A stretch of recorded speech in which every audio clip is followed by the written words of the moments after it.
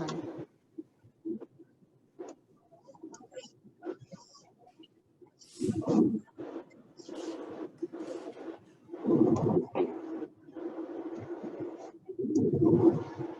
Muy bien, pues buenas tardes, bienvenidos a todos y a todas a esta primera sesión de la segunda jornada internacional de doctorandos en el marco de este encuentro de investigación en cuidados.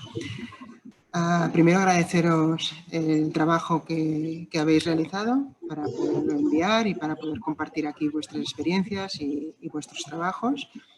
Deciros que la idea de esta sala es un espacio de compartir, de diálogo, de debate, de reflexión y de compartir pues, todos esos trabajos que hacéis, ¿no? Para que surjan pues, cuestiones y enriquezca mucho más pues vuestro trabajo, ¿no? Esa sería la idea.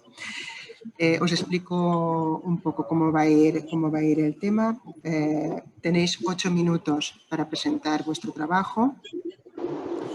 Durante la sesión, las personas que van a presentar hoy en la sesión serán las que tendrán activada la cámara y el micro para poder presentar, etcétera. El resto, por favor, el micro y la cámara cerrados. Y cuando terminen las presentaciones, daremos paso a la ronda de preguntas, discusión, debate, etcétera.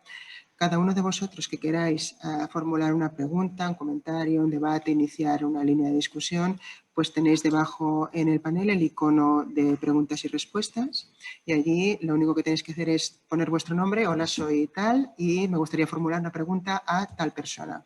¿Vale? Entonces el asistente técnico, que es Manuel, ya os irá dando paso. En cuanto os dé paso, Mariana, pues puedes empezar a hacer la pregunta. Entonces podéis activar el vídeo y el micro y formular vuestra pregunta. Os veremos todos, la persona que aludida pues también os verá y esto pues es un poco más de cercanía dentro de la virtualidad, ¿no? Una vez finalizada la pregunta, volvéis a cerrar micro, volvéis a cerrar cámara y será la persona aludida pues la que empezará la respuesta y se empezará la discusión, ¿vale? Es importante, bueno, ya habéis comprobado que podéis compartir pantalla, etcétera. Si os parece, lo vamos a hacer en grupos, somos en principio 8. Vamos a hacer primero 4 personas que expongan, haremos una ronda de preguntas y de discusión y luego presentarán los 4 siguientes. Así no lo haremos tan de tirón y no se va a hacer quizás tan largo, ¿no? Es importante que tengáis en cuenta, que os lo recuerdo, supongo que ya lo sabéis, que para tener el certificado pues tenéis que estar presentes, aunque no presentéis en este momento o en esta sesión, tenéis que estar presentes en todas las sesiones de doctorandos, aparte de las plenarias, etcétera, ¿vale? Y bueno, creo que no me dejo nada más. Yo, si os parece, os iré dando paso. Yo solamente diré vuestro nombre y vosotros pues iniciáis la presentación. Es importante el tema del tiempo, ¿vale? Se os controlará cuando falte un minuto para terminar vuestra presentación, se os avisará, ¿vale? Y cuando se termine el tiempo se os dará un último aviso y ya después del último aviso se os cortará el micro, porque si no se nos van a solapar los tiempos. Por lo tanto, por favor, seguro que no hará falta, pero tener en cuenta pues, que tenéis que ceñiros al tiempo que tenéis, ¿vale? Os iré dando paso correlativamente y si os parece, pues empezamos ya. Tened en cuenta el tiempo que tenéis, por lo tanto, si os queréis presentaros muy rápido, ¿vale? Así pues, damos paso al primero de los ponentes, que es Daniel San Juan. Daniel, cuando quieras. A ver, que comparto. ¿Se ve bien? Sí. ¿La pantalla? No, ahora. A ver. Ahora sí, Daniel. ¿Ahora sí? Ahora. Perfecto, vale. Puedes empezar cuando quieras. Adelante. Perfecto. Buenas tardes. Bueno, mi nombre es Daniel San Juan y os voy a presentar mi proyecto de tesis, que es el abordaje fisioterapéutico de la fibromialgia, la visión de profesionales y pacientes. Bueno, primero de todo decir que soy fisioterapeuta. Tras realizar el máster en investigación en salud que realicé en la Universidad de Lleida, este año he empezado el doctorado y bueno, decir que voy a contar con la ayuda de mis directores Erika y Fran y mi tutor es Joan Blanco. Ya a continuación os voy a presentar el proyecto de tesis. Lo primero de todo, ¿qué decir? La fibromialgia es una patología crónica de etiología desconocida caracterizada por Los pacientes tienen dolor generalizado, además de diferentes síntomas como son la fatiga, alteraciones del sueño y la memoria y alteraciones emocionales como pueden ser depresión. La prevalencia a nivel mundial es del 2,1%, mayor en mujeres que en hombres, estableciéndose una relación de 4:1. Y en España, entre el 10 y el 20% de las consultas de reumatología se encuentra esta condición, por tanto se considera importante. Y la edad con mayor afectación es entre los 46 y los 65 años. En cuanto a los criterios para su diagnóstico, fueron revisados en 2016 y son los siguientes. Primero de todo, se caracteriza por dolor generalizado, con al menos 3 meses de duración, presente en al menos 4 de las 5 regiones corporales que podéis ver a la derecha. El índice de dolor generalizado tiene que ser mayor o igual que 7, que este índice es una tabla en la que se ve un esquema del cuerpo humano y a partir de ahí hay unos ítems que suman hasta 19 puntos. Y luego la escala de gravedad de los síntomas, en el que existen diferentes tipos de síntomas y también una puntuación, que es hasta 9. Entonces, si el índice de gravedad de los síntomas es mayor o igual que 9 y el índice de dolor generalizado es 4 a 6, también se considera de este diagnóstico, y si no, son los ítems que hemos nombrado ya anteriormente. También estos síntomas tienen que estar presentes en una intensidad similar durante al menos 3 meses y no excluye presencias de otro tipo de patologías importantes. En cuanto a la falta de reconocimiento de la enfermedad, existe un problema, ya que tanto los propios pacientes como el propio personal sanitario, el ámbito político e incluso el ámbito cotidiano no reconocen dicha enfermedad. Entonces existe una construcción social del problema. Esto puede ser agravante. Además, el hecho de que sea mayor en mujeres las hace, o se está visto que se sienten más vulnerables, siendo que también se ha observado que en hombres también existe esta patología. En cuanto a la justificación, existen diferentes problemáticas. Por ejemplo, existen problemas en la relación terapeuta-paciente. Existe una complejidad en cuanto al abordaje, porque no se sabe qué tipo de tratamiento o qué tipo de diagnóstico realizar. Existen controversias en este diagnóstico, ya que tanto el médico de cabecera como el reumatólogo detectan esta patología y durante muchos años atrás se ha diagnosticado sin tener un diagnóstico preciso. Existe un beneficio limitado de los tratamientos farmacológicos. Se ha visto que tanto analgésicos como antiinflamatorios se han puesto en estas pacientes, pero no existe ninguno que nos diga que realmente beneficia 100% a las pacientes. Las pacientes, además, buscan otro tipo de terapias por falta de efectividad en el tratamiento y buscan, sobre todo, terapias fuera del sistema público. Esto es lo que dificulta que las terapias también sean similares en todas las pacientes y, por tanto, que mejoren. Entonces, lo que consideramos es que una mejor comprensión implica un mejor abordaje y es por eso que hacemos este proyecto. En cuanto a los objetivos, como objetivo general, explorar los beneficios percibidos del tratamiento de fisioterapia para la fibromialgia, así como las limitaciones desde la perspectiva de profesionales y pacientes. Y como objetivos específicos, revisar, analizar y sintetizar la literatura científica sobre este ámbito, explorar los discursos de fisioterapeutas que tratan diariamente la experiencia con pacientes de dicha condición y después identificar los beneficios y limitaciones del tratamiento de fisioterapia e identificar las limitaciones funcionales que sufren dichos pacientes. En cuanto a la metodología que se va a seguir, primero de todo se espera realizar una scoping review para mapear la literatura existente, examinar el alcance y la naturaleza de la actividad en investigación en fibromialgia y fisioterapia y así permitir generar futuras preguntas de investigación y proponer ámbitos de estudio poco desarrollados. En cuanto a la metodología para las entrevistas, va a ser metodología cualitativa y a partir de aquí se van a generar guiones de entrevistas a partir de esta literatura, tanto en pacientes para detectar limitaciones en la funcionalidad, efectos del tratamiento, y de profesionales, para hablar sobre todo de las creencias de la fibromialgia y las dificultades o limitaciones en el abordaje. Como resultados esperados, sobre todo el aumento de conocimiento sobre la relación entre pacientes de fibromialgia y fisioterapeutas y un aumento de conocimiento sobre las necesidades de ambos para mejorar la eficacia de su abordaje. Y bueno, la cronología prevista, se espera realizar un artículo por año. El primer artículo esperado es la scoping review y a partir de aquí se realizarán entrevistas a pacientes, que es el segundo y tercer artículo esperados, y por último entrevistas a profesionales. Puesto que estamos en una fase de proyecto y de revisión, esperamos que no sea una metodología cerrada y podemos entrar, si durante el proceso de la tesis encontramos pues, diferentes datos o diferentes necesidades para realizar, introducir algún artículo distinto. Y la fecha próxima de la defensa sería en el curso 2024 y 2025. Y bueno, eso es todo. Gracias por vuestra atención y si tenéis cualquier duda o cualquier sugerencia, estoy abierto a que me lo digáis. Pues muchas gracias, Daniel.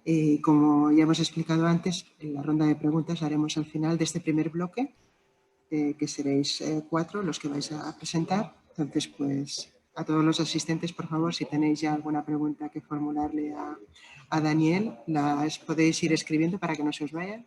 Las podéis ir escribiendo en el icono de preguntas y respuestas, y después de este primer bloque, como os digo, pues pasaremos a esta parte. Muy bien, pues pasamos ya a la siguiente presentación, que en esta ocasión nos lo va a hacer Francesca González. Francesca, cuando quieras.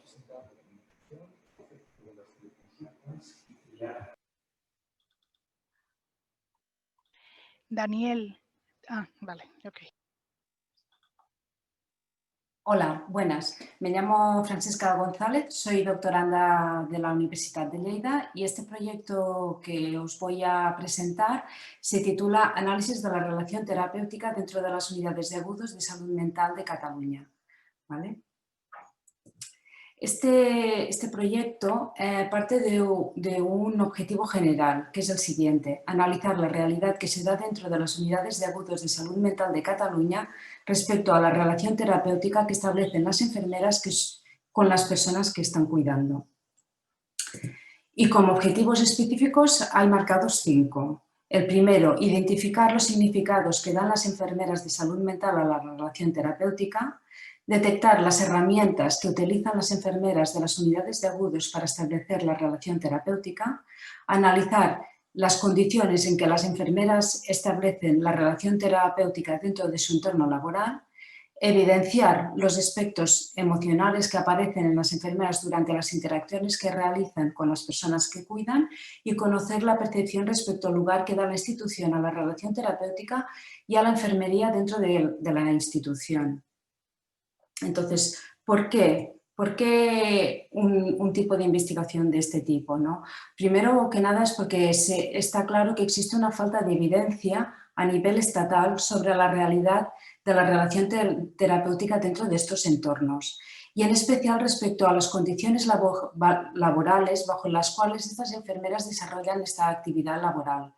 Entonces, conocer esta realidad en profundidad permitiría delimitar cuáles son las limitaciones existentes para el desarrollo de la relación terapéutica dentro de las unidades de salud mental y dotar también a la profesión de aquellas herramientas reivindicativas de cara a la administración pública sobre aquellos aspectos que ellas creen que necesitan. ¿De acuerdo?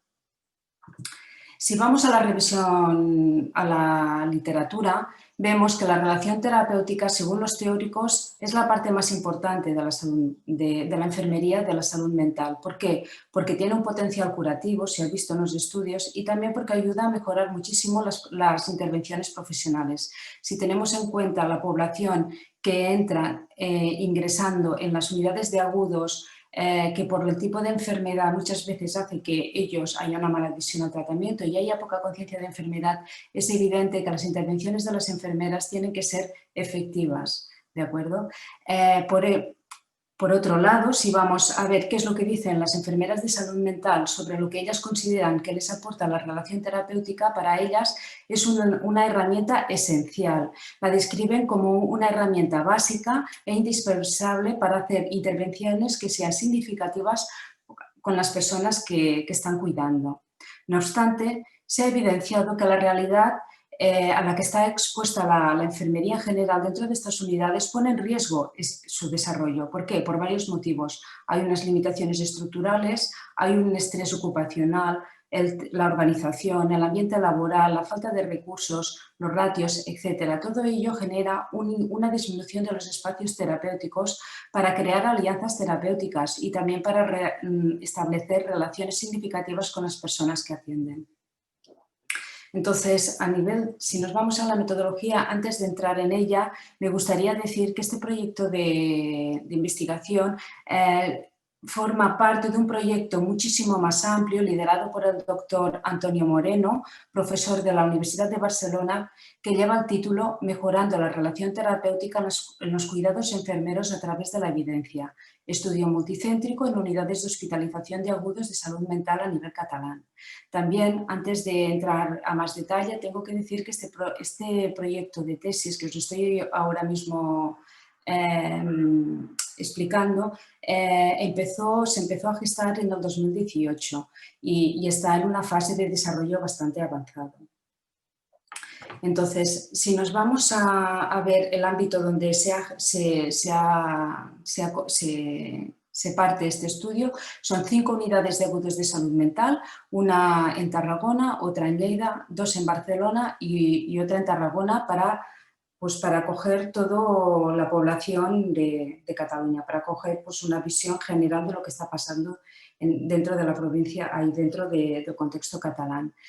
La población de estudio son las enfermeras y en total se recogieron 61 enfermeras. Para los criterios de inclusión, para su participación tenían, primero que nada, formar parte de la plantilla indefinida o interina y estar asignadas en el momento del inicio del proyecto a la unidad de agudos. Y como criterios de exclusión eran las enfermeras residentes en rotación y también las enfermeras que no podían asegurar su permanencia durante la recogida.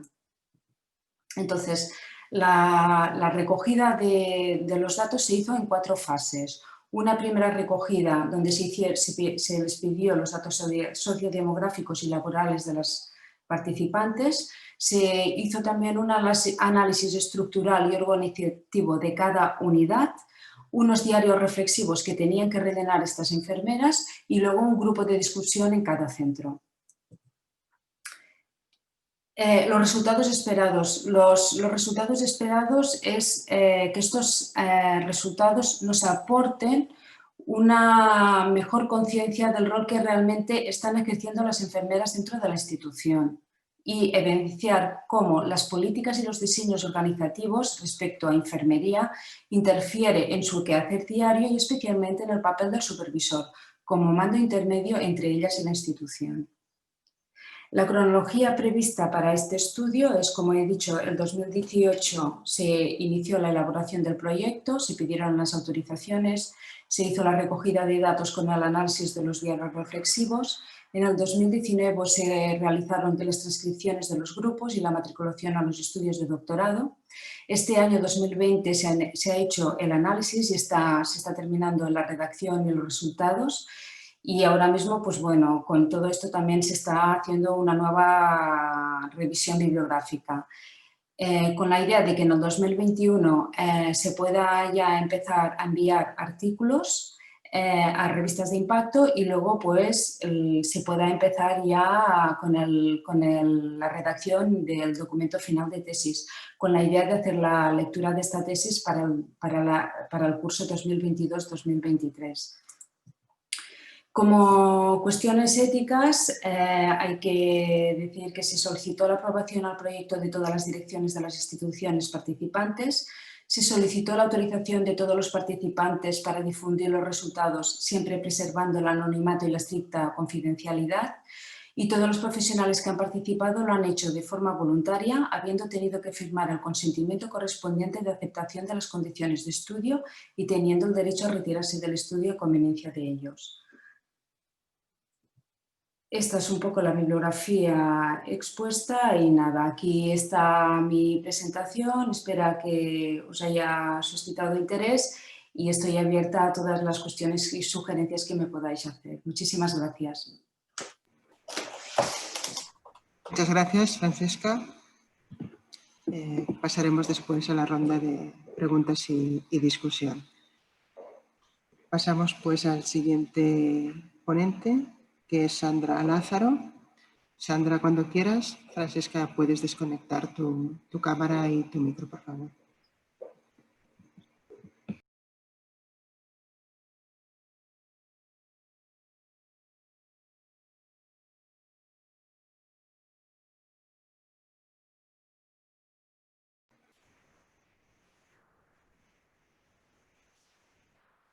¿Sandra Lázaro no ha llegado? ¿No está en la sala? Bueno, pues pasamos al siguiente ponente. Intentaremos rescatarla un poquito más tarde. Y nos vamos a Silvia Parada. Cuando quieras, Silvia, nos compartes la pantalla y puedes iniciar tu presentación. Hola, buenas tardes. Como ya sabéis, soy Silvia Parada Gañete, enfermera en el SERGA, estudiante del programa de doctorado Salud, Discapacidad, Dependencia Mental en la Universidad de León. Muchísimas gracias a la organización del Comité Científico de Invertem por la oportunidad de poder presentar este resumen. Quiero felicitarles por la organización y pues haber adaptado a las nuevas circunstancias y al formato online. Creo que habéis superado con creces el reto. Agradecer también a mis compañeros doctorandos el hecho de estarme escuchando. Espero que resulte de interés el tema. Para las dudas podéis escribirme aquí o el correo electrónico que os pongo al final de la presentación. Como han establecido para el envío de resúmenes, voy a seguir los apartados establecidos con el objetivo de hacer una presentación lo más clara y amena posible. Como he puesto aquí al principio, el título de mi resumen o proyecto de tesis es hacerse conocer difícil en área hospitalaria de Galicia. El objetivo principal que he establecido para este trabajo ha sido describir el estado actual de conocimiento acerca del paciente DIVA, su manejo en las unidades de hospitalización de adultos de los hospitales públicos de Galicia. Tenemos que considerar al paciente DIVA como aquel paciente cuyo acceso al hecho es difícil, es decir, al cual no podemos acceder mediante técnica tradicional. Técnica tradicional en la canalización de accesos venosos periféricos, como ya sabemos todos, es a través de una colocación de un comprensor o un torniquete y visualización de la vena localización de la vena mediante visualización o palpación. Una vez que la hemos localizado, pues canalizar el catéter adecuado que se ajuste a las necesidades tanto terapéuticas como diagnósticas del paciente. En el caso de un paciente DIVA, eso no va a ser posible. Son pacientes cuyas venas no son visibles, no son palpables, y también juntan otras características como son que no son visibles y no palpables, además que tienen historia previa de canalización difícil. Entre los objetivos secundarios, mostrar las diferencias operacionales entre las diferentes áreas sanitarias, analizar las habilidades y destrezas en una enfermera generalista gallega en vía venosa difícil, determinar e integrar el resultado a la práctica basada en la evidencia, justificar la necesidad de mejorar el potencial, la base, la accesibilidad y demostrar que el uso de la tecnología en la canalización de accesos venosos musculares mejora la calidad de los cuidados, contribuye a aproximar el capital venoso del paciente, reduce las complicaciones y es costo eficiente.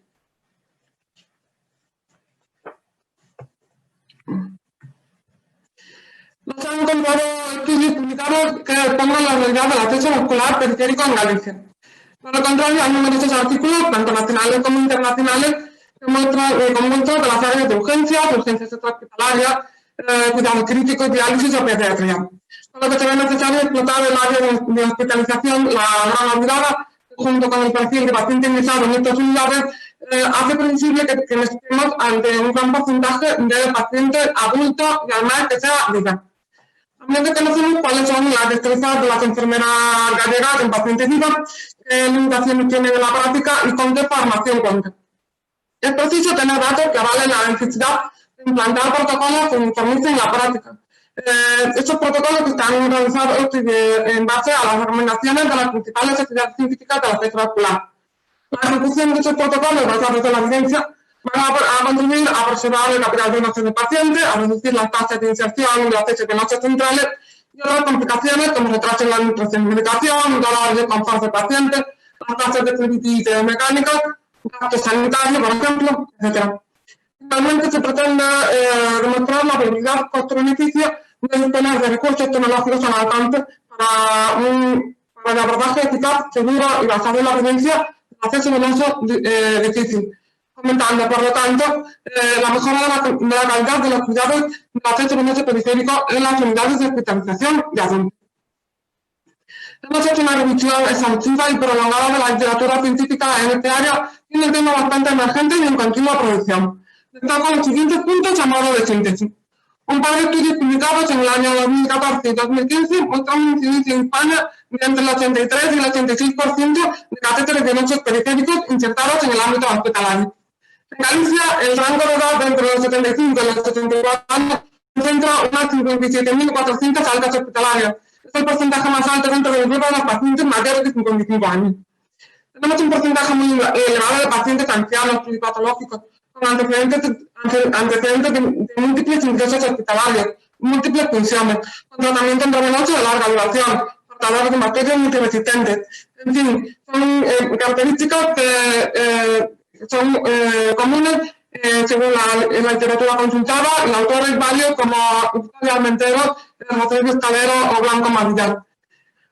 Bandung y colaboradores concluyen que el coste medio de un catéter venoso periférico aumenta con cada intento de canalización, pudiendo llegar a los 65,34 euros a los 5 intentos. Con el uso de la tecnología se puede incrementar la tasa de éxito a la primera inserción, aumentando así el confort y la comodidad del paciente, disminuyendo la tasa de inyección de efecto venoso central, mejorando la calidad del cuidado. ¿Cómo pretendo alcanzar estos datos? A través de un estudio descriptivo transversal, a través de un cuestionario elaborado ad hoc. Es un cuestionario que vamos a elaborar partiendo de otros cuestionarios validados y otros estudios similares, pero que como que no se adaptan a los objetivos que se pretende con este estudio, al final va a ser un cuestionario elaborado exclusivamente para este estudio. Este cuestionario tendrá que ser validado y probablemente utilicemos el método Delphi. Este cuestionario, una vez validado, se repartirá una muestra aleatoria y anónima de enfermeras de las unidades de hospitalización de adultos de los hospitales públicos de Galicia. Tener en cuenta que Galicia cuente con 7 áreas sanitarias. Excluye de la muestra a las enfermeras de las unidades de pediatría, consultas externas, atención primaria y diálisis. Una vez conseguidos estos datos, se analizarán estadísticamente en el paquete afimático, en el paquete SPSS 22.0. A priori, los resultados esperados serían que existe una gran variedad de intervenciones entre las diferentes áreas sanitarias. Hablamos de intervenciones de enfermería. Que la formación y las habilidades en el manejo de pacientes es pobre o escasa. De forma general, las enfermeras de las unidades de hospitalización no cuentan con la tecnología, es decir, un ecógrafo u otra tecnología al alcance para un manejo seguro y basado en la evidencia del paciente vivo, fallando por lo tanto asimismo también la formación y las destrezas en el manejo de esta tecnología. Estoy matriculada a tiempo parcial en el programa de doctorado, con lo cual he planificado este proyecto de manera que se adapte al curso académico. Básicamente, de revisión de la literatura y definición de objetivos e hipótesis, organización del cuestionario, incluidas de validación, decisión del cuestionario, obtención de los datos, análisis de los datos y finalmente decisión de los resultados junto con la docencia de la tesis. Y por último, solicitaré autorización a la red galega del Comité de Ética de Investigación de Galicia para la difusión del cuestionario con las garantías éticas propias de un estudio de investigación. Eso es todo. Muchísimas gracias a todos y espero que haya gustado. Muchas gracias, Silvia, por tu presentación. Y no sé si tenemos en la sala a Sandra Lázaro. ¿No? Bien.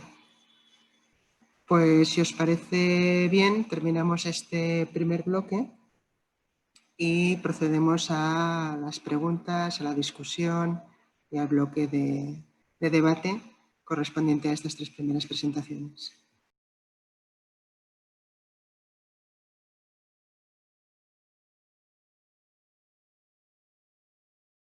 En principio, Silvia, no hay ninguna pregunta en preguntas y respuestas. Sí, teníamos en el chat teníamos una pregunta. Sí, teníamos, si no recuerdo mal, a Navarro Correa. Sí, no tenemos su nombre, no te podemos llamar por el nombre, que no sabemos cómo te Así, llamas. ahora aquí. Que preguntabas algo acerca de la bibliografía, creo, utilizada por parte de Daniel San Juan. Sí, puedo compartir. Estoy Sí. compartiendo imagen, ¿puedo ahora? Sí, por Vale. favor. Ahora sí. Tenía varias preguntas. Una a Daniel, felicitarle por el trabajo, bueno, a todas las compañeras y compañero. Que me he fijado, Daniel, que la bibliografía, estás hablando de prevalencias del 2001. Me parece curioso que no haya... ¿Qué pasa? Que es que no hay más estudios, porque puede ser, ¿eh? Y entonces me parece estupendo el trabajo que estáis haciendo. Esto era una pregunta para Daniel, compañero de fisioterapia. ¿Hago todas juntas o os parece que vean, no sé, como queráis? Yo creo que mejor le damos la oportunidad ahora Vale. a Daniel que conteste. Daniel, de todas maneras, abre tu cámara también, que así te vemos, y nos contestas o entramos un poco en el debate acerca de lo que ha formulado. ¿Se me escucha? Sí. Porque la Sí, cámara sí. no me deja activarla. Me pone que el hospedador me detuvo la cámara, no sé si es porque antes... Pues a ver si, Bueno. Borja, le puedes activar, por favor, para que podamos verle. A ver si ahora sí. Perfecto, ahora sí que te vemos. Vale. Adelante, pues. Luego Vale, ya te bueno. volvemos a dar paso, a Navarro. Que te damos. Sí, a ver, te contesto. Bueno, están esas dos sobre la prevalencia, sobre esos estudios, porque son los únicos que hay en España realizados y que están, o sea, lo más actualizado en España. Sí que había más de prevalencia en otros países, pero claro, yo considero que al final la prevalencia con la que tenemos que trabajar es la prevalencia de nuestro país, porque las intervenciones que hacen en otros países y la prevalencia que hay en otros países no es la que tenemos aquí. Entonces, igual sí que tendríamos que actualizar en ese aspecto el tema de los estudios de prevalencia, pero claro, la importancia que yo le doy al trabajo es más del abordaje, porque yo en clínica me encuentro con muchos pacientes con fibromialgia y realmente no sabemos cómo abordarlos porque tampoco hay en la literatura algo que nos dé la clave, ¿no? Entonces, claro, yo ahora buscando toda la información disponible, pues solo me he encontrado que en España solo existen estos estudios de prevalencia, ¿no? Que en otros países ya te digo que sí. Y he puesto estos dos pues porque son en España. Y bueno, no sé si he contestado con esa mi pregunta. Pero si No, sí, cualquier que la has duda... contestado. Sí, pero que me parece curioso que aquí en España se le dé tan poca... Ah, sí. ¿Sabes? Poca Eso. visión. No era porque me parece súper curioso, ¿no? Y que me encanta el trabajo, me parece que va a ser muy interesante. De hecho, me parece que había otro compañero que te había preguntado otra cosa de perspectiva de género, que creo que ya te lo van a preguntar por aquí.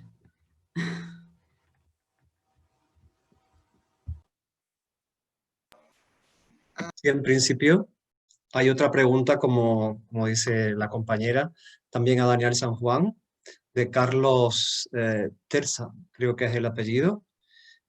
Dice, primero de todo me ha parecido muy interesante el proyecto de Daniel San Juan, y la pregunta es, ¿qué tipo de intervenciones en fisioterapia para la fibromialgia has podido encontrar en la literatura actual?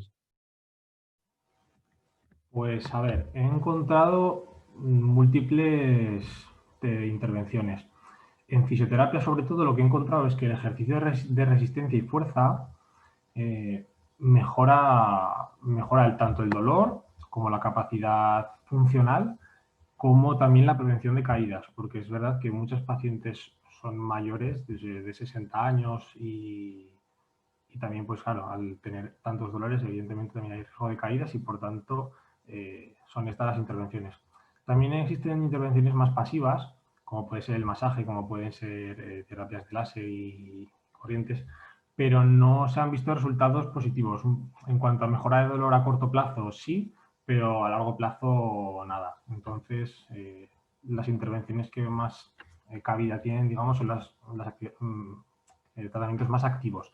Y sí que es verdad que, sobre todo, también muy importante, destacan que tiene que ser un tratamiento activo, pero además con terapia psicológica, o sea, dándole importancia también al aspecto psicológico.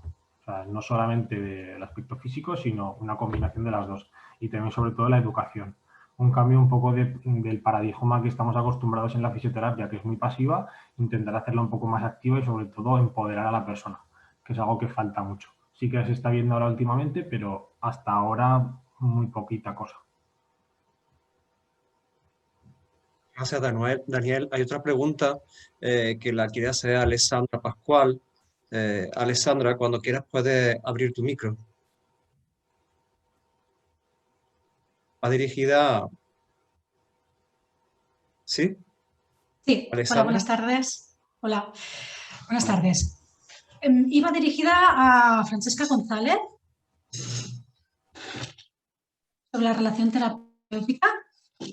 Y mi pregunta, yo desconozco cómo funciona el tema de los diarios reflexivos y, bueno, si podrías, Francesca, me gustaría que me explicases un poco cómo funciona, porque realmente lo desconozco y cómo esto puede ayudar a cómo visibilizar esta relación terapéutica que explicas, ¿no? Cómo se extrae información de esta herramienta. Muchas gracias.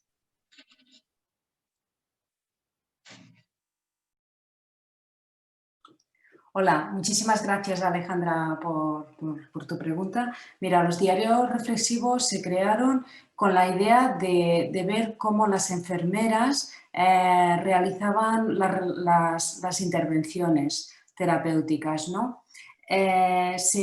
Lo que se buscó fueron tres dinámicas que eran comunes en todos los centros. Era una primera acogida, era una intervención en estados de preagitación de una persona ingresada y luego pues era un acercamiento individual, ¿no? Porque nos parecieron que eran tres situaciones en las cuales allí se ponía mucho, pues se veía un poco cuáles eran las habilidades y la capacidad de intervención que tenían las enfermeras. Para ello se les pidió que se autoobservaran en diferentes aspectos. Primero, en el tipo de lenguaje verbal y no verbal que utilizaban. Luego, intentando hacer un poco de memoria cuál era el ambiente de la unidad, ¿vale? Luego también se les preguntaba sobre aquellos aspectos emocionales que aparecían en ellas durante la interacción, porque el tema emocional también es algo que está allí y que muchas veces hace de modulador de muchas de las intervenciones, ¿no? Entonces fue básicamente un trabajo de introspección hacia ellas mismas para entender cuáles eran las herramientas que ellas tenían para enfrentarse en estas situaciones. No sé si me he explicado y he respondido a tu pregunta. Muchas gracias, Francesca. Lo que pasa es que me surge solo una duda. Ya viendo que tú tienes todo esto más avanzado, si realmente es fácil que las enfermeras encuentren un espacio para hacer este trabajo de introspección, ¿no? Porque con la situación que hay, si realmente tuvisteis dificultades o no en esto, en poder recoger estos datos. Gracias. Hola, mira, sí, los datos los recogieron ellas en casa. Tenían que buscar tres situaciones, pero ellas luego en casa tenían que reflexionar. No sé si me he perdido. Ah, perdón. Ahora, ¿se me oye? Está todo bien, Francesca, Vale. está todo bien. Las enfermeras tenían que hacerlo, pues bueno, una vez habían salido del trabajo porque era un momento de reflexión interna y tal. Claro, lo que está claro es que muchos espacios, pues está claro que las unidades de agudos son unidades donde hay mucha exigencia, donde se requiere mucha inmediatez y nos pareció que este tipo de observaciones tenían que hacerse aparte de la unidad. No sé si he respondido. Sí, muchas gracias. Gracias, Francesca. La siguiente pregunta, o casi dos preguntas, van para Daniel de nuevo, para Daniel San Juan. Dice María Garro que ¿dónde tenéis pensado obtener la muestra de participantes del estudio? ¿El servicio, ámbito público o privado? Y ya, Daniel, si puedes responder también a María García, que dice si te has planteado tener en cuenta la perspectiva de género en el estudio. Vale, a ver, respecto a la primera pregunta, ¿de dónde hemos pensado obtener la muestra? Hay una unidad de fibromialgia en del Hospital Santa María, creo que es de Lleida, que sería el principio de, o sea, para obtener la muestra, ¿no? También intentaríamos coger pacientes del ámbito privado para observar sobre todo las diferencias, ¿no? De pacientes en ámbito público y ámbito privado. Pero realmente no lo hemos planteado aún porque está el proyecto como muy verde, ¿no? Entonces, primero sí que estamos mapeando la literatura y viendo algunas cosas, pero la intención es coger de los dos ámbitos, tanto público como privado, si es posible. Y en cuanto a la segunda pregunta, no la había tenido en cuenta. Lo que sí que había tenido en cuenta era, dentro de las entrevistas, intentar preguntar, porque sí que es verdad que en cuanto a la perspectiva de género, hay muchas otras entrevistas que he podido ver y he podido analizar de pacientes con fibromialgia.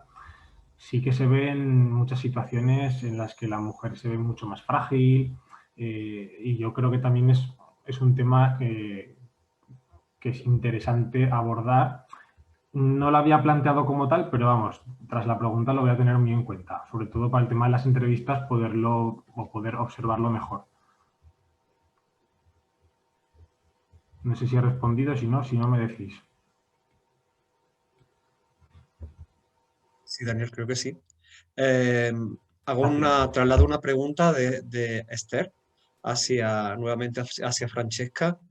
Pregunta que no he entendido, bueno, más que una aclaración, dice que no he entendido si habéis pasado el comité de ética. Hola, sí, se ha pasado el comité, el CEIC, en todas las instituciones, en las 5 instituciones que participaban que han participado en el proyecto.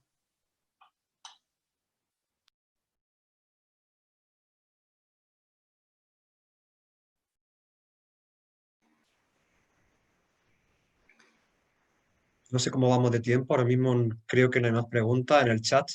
Me dicen algunos participantes que preguntas y respuestas no está funcionando, con lo cual estamos atendiendo a vuestras preguntas por el chat, ¿vale? No veo ahora mismo ninguna pendiente, Silvia. No hay ninguna pendiente. Si no tenéis ninguna más, yo tengo alguna, ¿eh? No sé si tú, Manuel o Marian, tenéis Sí. alguna pregunta. Sí, también quería dar oportunidad, o empieza tú si quieres. ¿Sí? Bueno, pues mi primera pregunta va para Daniel y es sobre, bueno, tu trabajo se centra en esta percepción, ¿no? La percepción de mejora, de resultados, etcétera, de manera que son como resultados subjetivos por parte de las personas a quienes hacéis el tratamiento, ¿no? Si no he entendido mal.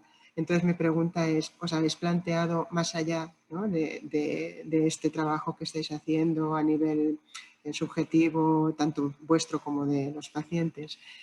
¿Os habéis planteado ir un poquito más allá después y quizás contrastarlo con resultados objetivos? Es decir, si realmente se correlacionan, ¿no? Esta percepción de mejora o de satisfacción, etcétera, con resultados clínicamente objetivables, ¿no? No sé si de movimiento, de fuerza, de parámetros clínicos, etcétera. Como apunte, ¿eh? Sí, o sea, la intención del proyecto es ver este abordaje, ¿no? Y ver sobre todo la percepción de profesionales o la visión de estos profesionales y pacientes, pero la intención es todos estos datos que cojamos, llevarlos a la práctica y realmente encontrar un sentido, ¿no? Todo esto. Porque sí que es verdad que la fibromialgia es una patología que todos los estudios que hay se han hecho desde una visión muy clínica, pero se han dejado mucho ese lado subjetivo. Y entonces lo importante es, de hecho, bueno, se trata la fibromialgia muchas veces como una etiqueta, ¿no? Un tipo de paciente que no sabemos dónde encajar y mira, le han dicho, tienes fibromialgia, y así es un poco como que se quedan tranquilos. Entonces, sea o no sea una etiqueta, al final lo importante es que esas personas tienen dolor y hay que resolver ese problema. Entonces, la intención es sobre todo observar esas características especiales de estos pacientes, ver la perspectiva que tienen, sobre todo si se sienten abandonados, la percepción que tienen de esas terapias, y una vez sepamos un poquito más de esto, sí que obviamente llevará a la clínica, que es lo que podemos hacer, ¿no? Donde podemos actuar más. Y sobre todo que ellos también sepan manejarse, o sea, no solamente que se vean en las manos de un fisio para que les trate, sino que ellos mismos sean conscientes de que tienen un problema y de que pueden salir adelante ellos mismos, con aumento de actividad física, una mejora de la percepción del problema, el conocimiento de la patología en sí.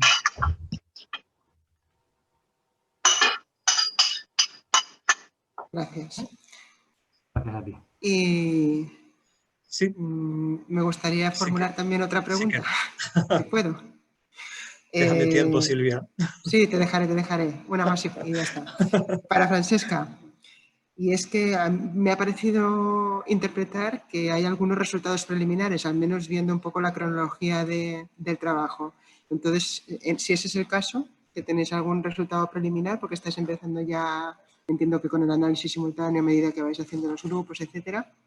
Entonces, a mí me gustaría saber si con estos resultados preliminares que tenéis, o con esta información preliminar que tenéis, podéis ya aventuraros a identificar o destacar alguno de los factores que consideráis que son más facilitadores para que en las unidades de salud mental se establezca una buena relación terapéutica. Gracias. Gracias, Silvia, por tu pregunta. Sí, bueno, en primer lugar, los primeros resultados básicamente son formativos, pero también los hay estructurales dentro de la institución. Los formativos tendrían que ir a una formación muchísimo más dinámica basada en análisis de casos, ¿no? Dentro de la misma institución, ¿vale? Porque es lo que he comentado antes, con las intervenciones relacionales muchas veces también hay aparición mucho del mundo subjetivo de cada uno, ¿no? Y a veces muchas intervenciones se quedan en eso, ¿no? Y poder ampliar, poder consensuar y poder a veces entrar en debate, en intervenciones sin juzgar, sino como una forma de aprender, ¿no? Pues bueno, parece que es como una necesidad, ¿no? Porque realmente el aprendizaje se hace muy en solitario. Aunque se hagan las intervenciones dentro de las unidades y estén expuestas a todo el mundo, cada uno hace lo que puede de la forma que puede, ¿no? Entonces, generar espacios de debate en los cuales se puedan poner en jaque pues esas dudas, ¿no? Pero sin miedo, parece que es uno de los puntos donde las enfermeras echan más de menos, ¿no? Que sería algo que les ayudaría muchísimo a poder hacer intervenciones o al menos más satisfactorias, ¿no? Y en las que les generara pues una evolución profesional también, ¿no? Muy bien, Manuel, venga, ya te dejo a ti. Si es que no hay más preguntas por parte del resto de los asistentes. Creo que no hay ahora mismo más, de Silvia. Bueno, pues yo quería hacerle una pregunta a Silvia Parada. Tocaya. Le quería preguntar a Silvia algo que parece muy obvio. Ella ha eliminado en su población, ha eliminado a la población pediátrica. Y como digo, parece muy obvio, ¿no? Pero muchas veces cuando estamos hablando, por ejemplo, de vía venosa difícil, yo recuerdo en mis tiempos clínicos que para mí la paradoja de una vía venosa difícil era la del niño. Entonces, como creo, y en sus objetivos veo, algo muy operacional, lo define en términos de habilidades y destrezas, de diferencias operacionales. Entonces, ya digo, aunque parezca una pregunta muy obvia, quería saber si nos paramos en un plano tan instrumental, ¿por qué decidieron no estudiarlo en población pediátrica? Bueno, básicamente porque los estudios consultados en la revisión bibliográfica se centran bastante hacia la población pediátrica, ya de base una población con vía venosa difícil. Hay muchísimos estudios al respecto. Entonces, mi objetivo es la población adulta, básicamente, y bueno, ya más que nada también por las dificultades añadidas de estudiar en población pediátrica. Vale, tenemos que pedir permiso a los padres, bueno, es mucho más complejo. Lo que pretendo hacer es un estudio bastante humilde, bastante sencillo, ¿vale? Empezar la investigación por algo sencillo. Además, trabajo en una unidad de potenciación donde vemos bastantes dificultades en el manejo del paciente viva y realmente la idea ha surgido de ahí. Empecé a investigar y he visto que no hay, lo que he explicado, no hay mucha publicación al respecto de cómo podemos manejar un paciente con acceso a una difícil en una unidad de hospitalización. entrada es una unidad poco tecnificada. Bueno, ¿qué podemos hacer? Espero que haya resuelto la pregunta. Sí, muchas gracias. Muchas gracias, Silvia, porque además has metido muchos argumentos en tu respuesta que se tienen que tener en cuenta en la investigación, que es hacerla viable, que de verdad esté cercana a tu ámbito y bueno, el tema de los permisos éticos que son más difíciles, es decir, que parecen que en el método están todas las decisiones, pero no están en el método todas las decisiones, sino que también hay que tener en cuenta todos estos argumentos también. Así que genial. Muchísimas gracias, Silvia, por tu respuesta. A ti. Si no tenéis más preguntas o más elementos que puedan llevarnos a discutir o a debatir sobre, no solamente sobre los proyectos, sino sobre cuestiones como ahora se han levantado, ¿no? De cuestiones éticas, etcétera, no solamente metodológicas, pasaremos al siguiente bloque de comunicaciones, ¿no? Pues si me permite, Silvia, sí, claro. Silvia, algo que ha dicho Marian en el chat, pero creo que no viene mal decirlo para que lo oigamos todos, en el tema de que las preguntas y respuestas no funcionaban, depende de en qué grupo os encontréis, ¿vale? Preguntas y respuestas no va a funcionar en espectadores, si estáis en el grupo, perdón, en panelistas, si estáis en el grupo de panelistas, pero sí funciona para los espectadores, ¿de acuerdo? Quería decir algo más. Y es que cuando veis el listado de panelistas... María, por favor, Marian, ábrete la cámara, por favor. Ah, vale. Perdón. Quería deciros algo más. Y es que ahora los espectadores por preguntas y respuestas funcionan, ya lo hemos comprobado. Y por favor... participar, que lo que queremos es fomentar la participación y entre todos enriquecernos. Y los panelistas por preguntas y respuestas no podéis, pero si veis el listado, ¿vale? Ir hacia la parte de abajo de los panelistas, por favor, en el listado tenéis abajo, creo, quisiera comprobar lo que pone, invitar, mudo me, y levantar la mano. ¿Lo veis todos? ¿Lo tenéis? ¿Alguien me puede dar feedback? Sí, lo tenemos. Vale, si le dais a levantar la mano, va a salir una manita y entonces Manuel va a saber que hay una pregunta, ¿de acuerdo? Esther Navarro ha puesto, por ejemplo, su mano y así lo vamos a hacer. ¿Os parece? Y dejamos el chat solamente para alguna pregunta o alguna cosa que entre nosotros pues podamos pues ir, pues que hay un problema o lo que sea, pero las preguntas con la manita en esa zona, porque sí funciona, para los panelistas y los espectadores a través de preguntas y respuestas, si os parece bien. Y continuamos. Gracias. Muchas gracias, Marian. Ya veo en el chat que todos van diciendo que sí que pueden. Perfecto, pues iniciamos el segundo bloque. Así que doy paso a Víctor Cantín, que nos va a presentar su proyecto. Adelante, Víctor, cuando quieras, actívate la cámara, actívate el micro y comparte pantalla, por favor. ¿Se me oye? Sí, perfectamente. Sí. Lo que no se te ve, de momento. No, que no tengo, es que llevo, he estado en el trabajo, he tenido problemas con el ordenador, el móvil tampoco me iba, me he venido a casa, en el Mac no me funcionaba y ahora estoy con los cascos el micro hasta que me ha funcionado también una odisea, pero por lo menos ya voy a intentar hacerlo desde aquí. Pero entonces no puedes compartirnos pantalla, no podemos ver tu presentación. Porque entonces intentaremos desde la parte técnica, con lo que tú enviaste, a ver si podemos rescatarlo. Perfecto. Espera. Si nos das a pantalla completa, por favor. Vale, perfecto. Espera. ¿Ya? Fantástico, sí. Adelante. Vale. Lo siento por los anteriores ponentes, pero ahora es cuando aterrizo. No me ha dado tiempo de escuchar nada ni de ver cosas técnicas, pero bueno. Me llamo Víctor Cantín Laoz, soy un enfermero que trabaja en una consulta de crónicos de diálisis del Hospital Miguel Sebre de Zaragoza y estoy haciendo el doctorando en Ciencias de la Salud. Llevaba mucho tiempo queriendo hacer valorar la calidad de vida de los pacientes de diálisis y de prediálisis, de trasplante, un poco de la enfermedad renal. Y eso es la parte de diálisis. Y la parte de enfermería, como estaba ahora un poco más en alza el género, entonces hemos metido un cuestionario de género y un cuestionario de coherencia.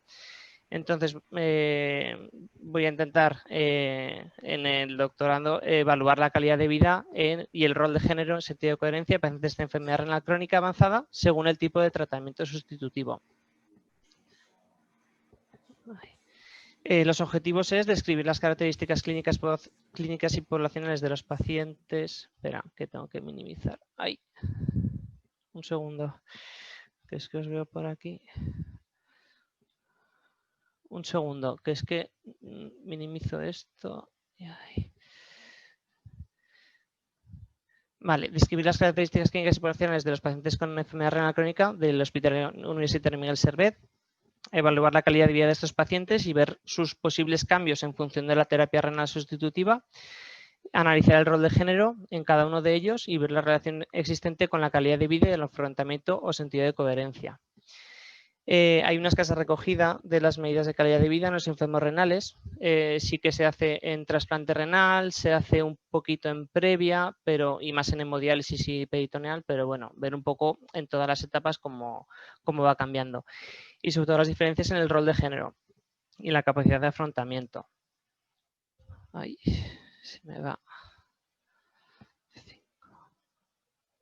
Perdón. La enfermedad renal crónica es un deterioro de la función renal que requiere un tratamiento renal sustitutivo que vaya haciendo esa función de los riñones. Ahora en España tenemos 61.000 pacientes que requieren TRS con un aumento del 23% en los 10 años, superando los 1.300 partes por millón. El trasplante renal es la modalidad más prevalente, seguido de hemodiálisis y la diálisis peritoneal. Las variables que pueden influir son la comorbilidad asociada, los parámetros clínicos demográficos, los tipos de terapia renal, el acceso vascular y la posibilidad o no del trasplante renal. Los cuestionarios de calidad de vida aumentan la comunicación entre pacientes y profesionales, mejora la satisfacción y monitoriza las respuestas al tratamiento detectando problemas no identificados. Actualmente han aparecido nuevos test más adecuados, precisos y de menor tamaño. El PROMIS son las siglas de Patient Reported Outcomes Measurement Information System. Es un test nuevo que está en Estados Unidos y que se empieza a utilizar. Tiene los dominios de salud física, social y mental y permite una comparación universal y herramientas de calibración para pasarlo a otros cuestionarios de calidad de vida que se están utilizando. En nefrología sí que se ha utilizado en población infantil y en trasplantada y dispone de un test global de 10 ítems, que sería el equivalente al SF10 y luego test perfilados de 29, 43 y 57 ítems. Por género, los estudios indican que sí que hay diferencias. Las mujeres empiezan la terapia renal sustitutiva, empiezan el trasplante, la diálisis y todo con peores cifras analíticas y a mayor edad, o sea, más comorbilidad. El acceso vascular en diálisis utilizan más catéteres respecto a los hombres, el doble. Tienen menor posibilidad de recibir un trasplante renal de cadáver y las donaciones de vivo son más las mujeres y los hombres son más los receptores. Luego, por último, entender el sexo biológico como masculino y femenino y ver el género como un proceso cultural. Entonces, los test que voy a pasar es un poco por diferenciar la diferencia entre masculino y femenino. En 1974, Sandra Bem creó un cuestionario que son diferentes adjetivos que clasifican a las personas en 4 roles de géneros. Masculinas, que tienen alta instrumentalización y baja expresividad, que son las características de liderazgo, agresividad e independencia.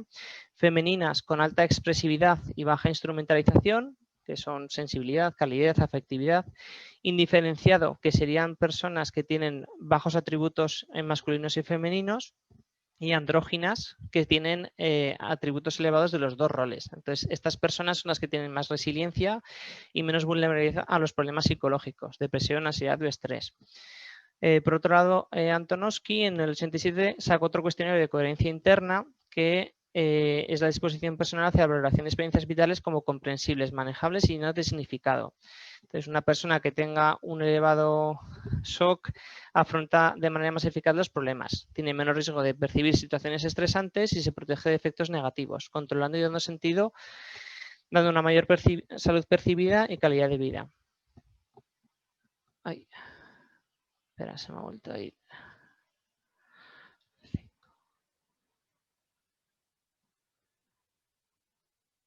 El estudio es un estudio descriptivo con una recogida bastante amplia porque intentaremos ver la evolución de los pacientes cuando pasan de una técnica a otra. Se va a medir la edad, altura, IMC, sexo, peso, nivel de estudio, situación laboral, con quién vive, cuidador principal, recursos económicos, enfermedades de interés, hábitos tóxicos, la TRS previa, la actual, el tiempo que lleva en la TRS, la causa de enfermedad renal, su función renal y el acceso vascular. Se pasarán los cuestionarios de SF36 y el PROMIS 29, el género, el BEM de 12 ítems, el sentido de coherencia, el SOC de 13 ítems, análisis descriptivo, frecuencias y porcentajes para cualitativas, indicadores de tendencia central para cuantitativas, el bivariado contraste de hipótesis, chi cuadrado Fisher para cualitativas, cuantitativas T-Student y ANOVA, y se utilizará una significación del 0,5. Espero una participación de 200 personas con un amplio periodo de recogida. La calidad de vida serán peores en hemodiálisis respecto a las otras terapias. Los dos test de calidad de vida no tendrán diferencias significativas, con una buena consistencia interna y validez, y se espera peor calidad de vida en varones respecto a las mujeres. Y un mayor afrontamiento en mujeres con un rol de género andrógino, protector. La cronología, espero haber empezado ya, pero vamos, empezaremos enseguida a recoger datos hasta diciembre del año que viene y lo que sale ahí de la cronología. En el 2022 analizar, publicar, lectura y eso es todo. Pues muchas gracias, Víctor, por tu presentación y pasaremos a al siguiente ponente, que es Antonio Esteve. Antonio, Hola. Cuando quieras, puedes abrir ya tu micro y adelante. Vale, ¿se ve bien y se oye bien? Claro. Vale. Bueno, yo soy Antonio Esteve, soy enfermero, actualmente doctorando en el programa de Ciencias de la Salud de la Universidad de Alicante. Y bueno, para presentaros mi proyecto de tesis vamos a hablar de esclerosis múltiple, vamos a hablar de sexo y vamos a hablar de mujeres.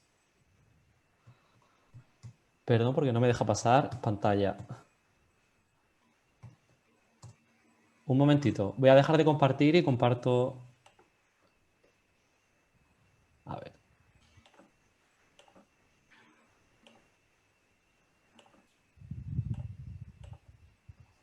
Vale, perfecto. Bueno, como muchos sabréis, la esclerosis múltiple es una enfermedad neurodegenerativa que se produce por la desmielinización de las fibras del sistema nervioso central. Y entre los múltiples signos y síntomas que podemos encontrar, hay algunos que están relacionados directamente con la alteración en la función sexual.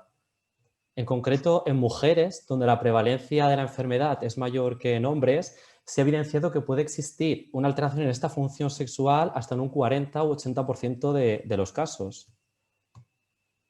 Las causas que ocasionan esta disfunción sexual han sido descritas por autores como Foley y Iverson, que las clasificaron en 3 niveles. Hablaríamos de causas primarias, aquellas que tienen que ver con las lesiones propiamente en el sistema nervioso central. En el caso de mujeres hablaríamos de problemas en la lubricación, de alteraciones en las características del orgasmo, hablaríamos también de insensibilidad. Por otro lado, causas secundarias, aquellas que tienen que ver con problemas físicos o que vienen derivados por los efectos adversos del tratamiento, como fatiga, dolor o problemas de movilidad. Causas terciarias son las que tienen que ver más con problemas psicológicos, emocionales o socioculturales, como la falta de autoestima, la depresión o la ansiedad. Y a pesar de que conocemos que la esclerosis múltiple afecta a la función sexual, esta no es atendida por los profesionales sanitarios. Tenemos estudios que nos dicen que del total de mujeres que incluyeron, un 82,5% de ellas presentaban al menos una disfunción sexual y solamente el 2,2% fue atendida por un profesional sanitario. ¿A qué se debe esta falta de atención? Bueno, pues si nos vamos a la evidencia, lo que nos dicen es que esta falta en el ámbito sexual de la atención sanitaria puede deberse a los tiempos de consulta, a la dominancia de síntomas neurológicos, a que la paciente acuda a las consultas acompañada de algún familiar, a la todavía consideración del sexo como un tabú y a que los profesionales sanitarios aún no tenemos la formación y los conocimientos suficientes en el ámbito sexual. Además, en nuestro ámbito tampoco contamos con ningún instrumento de medida específico para medir función sexual en personas con esclerosis múltiple, pero sí en el ámbito internacional, como es el MSISQ-15 que desarrollaré posteriormente. Ante esta situación nos planteamos los siguientes objetivos. Primero de todo queríamos saber que había literatura sobre intervenciones dirigidas a mejorar la sexualidad de mujeres con esclerosis múltiple. En segundo lugar, conocer cómo las mujeres con esclerosis múltiple de nuestro entorno, propia sexualidad y cómo ha impactado la enfermedad en la misma. Y en tercer lugar, validar y adaptar el cuestionario MSISQ-15 al español. El primero de los objetivos, que como ya he dicho era ver en la literatura qué había sobre intervenciones para mejorar la función sexual, se ha materializado ya en forma de artículo publicado en la Clinical Rehabilitation. Se realizó una revisión sistemática en el que se incluyeron 12 estudios que fueron clasificados en 6 intervenciones. Yoga, dispositivos vaginales, diferenciando entre succionadores de clítoris y vibradores, terapia sexual, fármacos como la toxina botulínica o el sildenafil, el uso del mindfulness y los ejercicios de suelo pélvico. De ellos, los que se relacionaron con mejores resultados fueron los dispositivos de succión de clítoris frente a los vibradores, la terapia sexual, la toxina botulínica, que se relaciona con el tema de la incontinencia urinaria, que también puede ser una causa de disfunción sexual, y los ejercicios de suelo pélvico. El segundo de los objetivos, que era conocer esa experiencia de las mujeres de nuestro entorno con esclerosis múltiple sobre su sexualidad, bueno, pues se ha desarrollado a través de un estudio cualitativo que espero sacarlo lo antes posible, que ya tenemos resultados. Para él incluimos a mujeres pertenecientes a las asociaciones de esclerosis múltiple de la provincia de Alicante. Lo desarrollamos a través de entrevistas semiestructuradas que hemos realizado de forma online por el tema de la pandemia y porque además son población de riesgo. ¿Y qué es lo que tratamos dentro de estas entrevistas? Bueno, pues tratamos el tema de cómo percibían ellas que a nivel social y dándole una perspectiva de género se veía el tema de la sexualidad en personas con diversidad funcional, cómo vivían ellas su sexualidad, cuál fue el impacto de la esclerosis múltiple en la misma y a su vez en las relaciones de pareja, si éstas habían sido abordadas por algún profesional sanitario o se habían hecho búsqueda de algunos recursos para mejorar su función sexual, dándole especial hincapié a una figura que está en auge, que es el del acompañante o asistente sexual. El tercero de los objetivos es validar y adaptar el MSISQ-15 al español. Decir que bueno, esta herramienta viene de una versión más amplia, que es el MSISQ-19. Ambas son herramientas válidas para medir sexualidad específicamente en personas con esclerosis múltiple. La MSISQ-15 se compone de 15 ítems divididas en 3 subescalas, de causas primarias, causas terciarias y causas secundarias, englobando de esta manera todo aquello que puede causar una alteración en la función sexual. Es una herramienta que es válida tanto en hombres como en mujeres y decir que todos los ítems son iguales para ambos, a excepción del ítem 15 que pregunta por lubricación vaginal en las mujeres y por problemas de disfunción eréctil en los hombres. Para llevar a cabo el estudio estamos haciendo un estudio psicométrico, aprovechando que es una herramienta válida para ambos sexos, vamos a incluir tanto a hombres como mujeres que pertenecen a las asociaciones de esclerosis múltiple de Alicante. La primera fase, que es la traducción, retrotraducción y entrevistas cognitivas, ya la hemos realizado y nos disponemos a realizar la segunda fase para valorar las propiedades psicométricas de la herramienta. Bueno, resultados esperados. Estos resultados esperados, yo sé que cada estudio tiene unos resultados, pero yo me lo he planteado a nivel global del proyecto. Yo lo que espero sobre todo es conocer qué está ocurriendo con la sexualidad de mujeres con esclerosis múltiple, cómo la viven, cómo la perciben, qué asistencia estamos dando los profesionales sanitarios a ese problema y sobre todo si no hay una asistencia poder dar evidencia, dar herramientas a través de esa revisión sistemática, a través de esa herramienta para que lo utilicen los clínicos a la hora de abordar a estas mujeres. Pero Un ¿Perdón? minuto. Vale, nada, acabo ya. Sobre todo lo que quiero es dar visibilidad a un problema que, aunque pensemos que no, continúa siendo un tabú, permanece invisible todavía. Os dejo por aquí para finalizar un pequeño enlace a YouTube que os va a dirigir a un capítulo de un programa de televisión de Jon Sistiaga, ¿vale? Habla sobre los 7 pecados capitales, el capítulo de la lujuria, nos habla sobre, bueno, sale una mujer con esclerosis múltiple hablando sobre su sexualidad.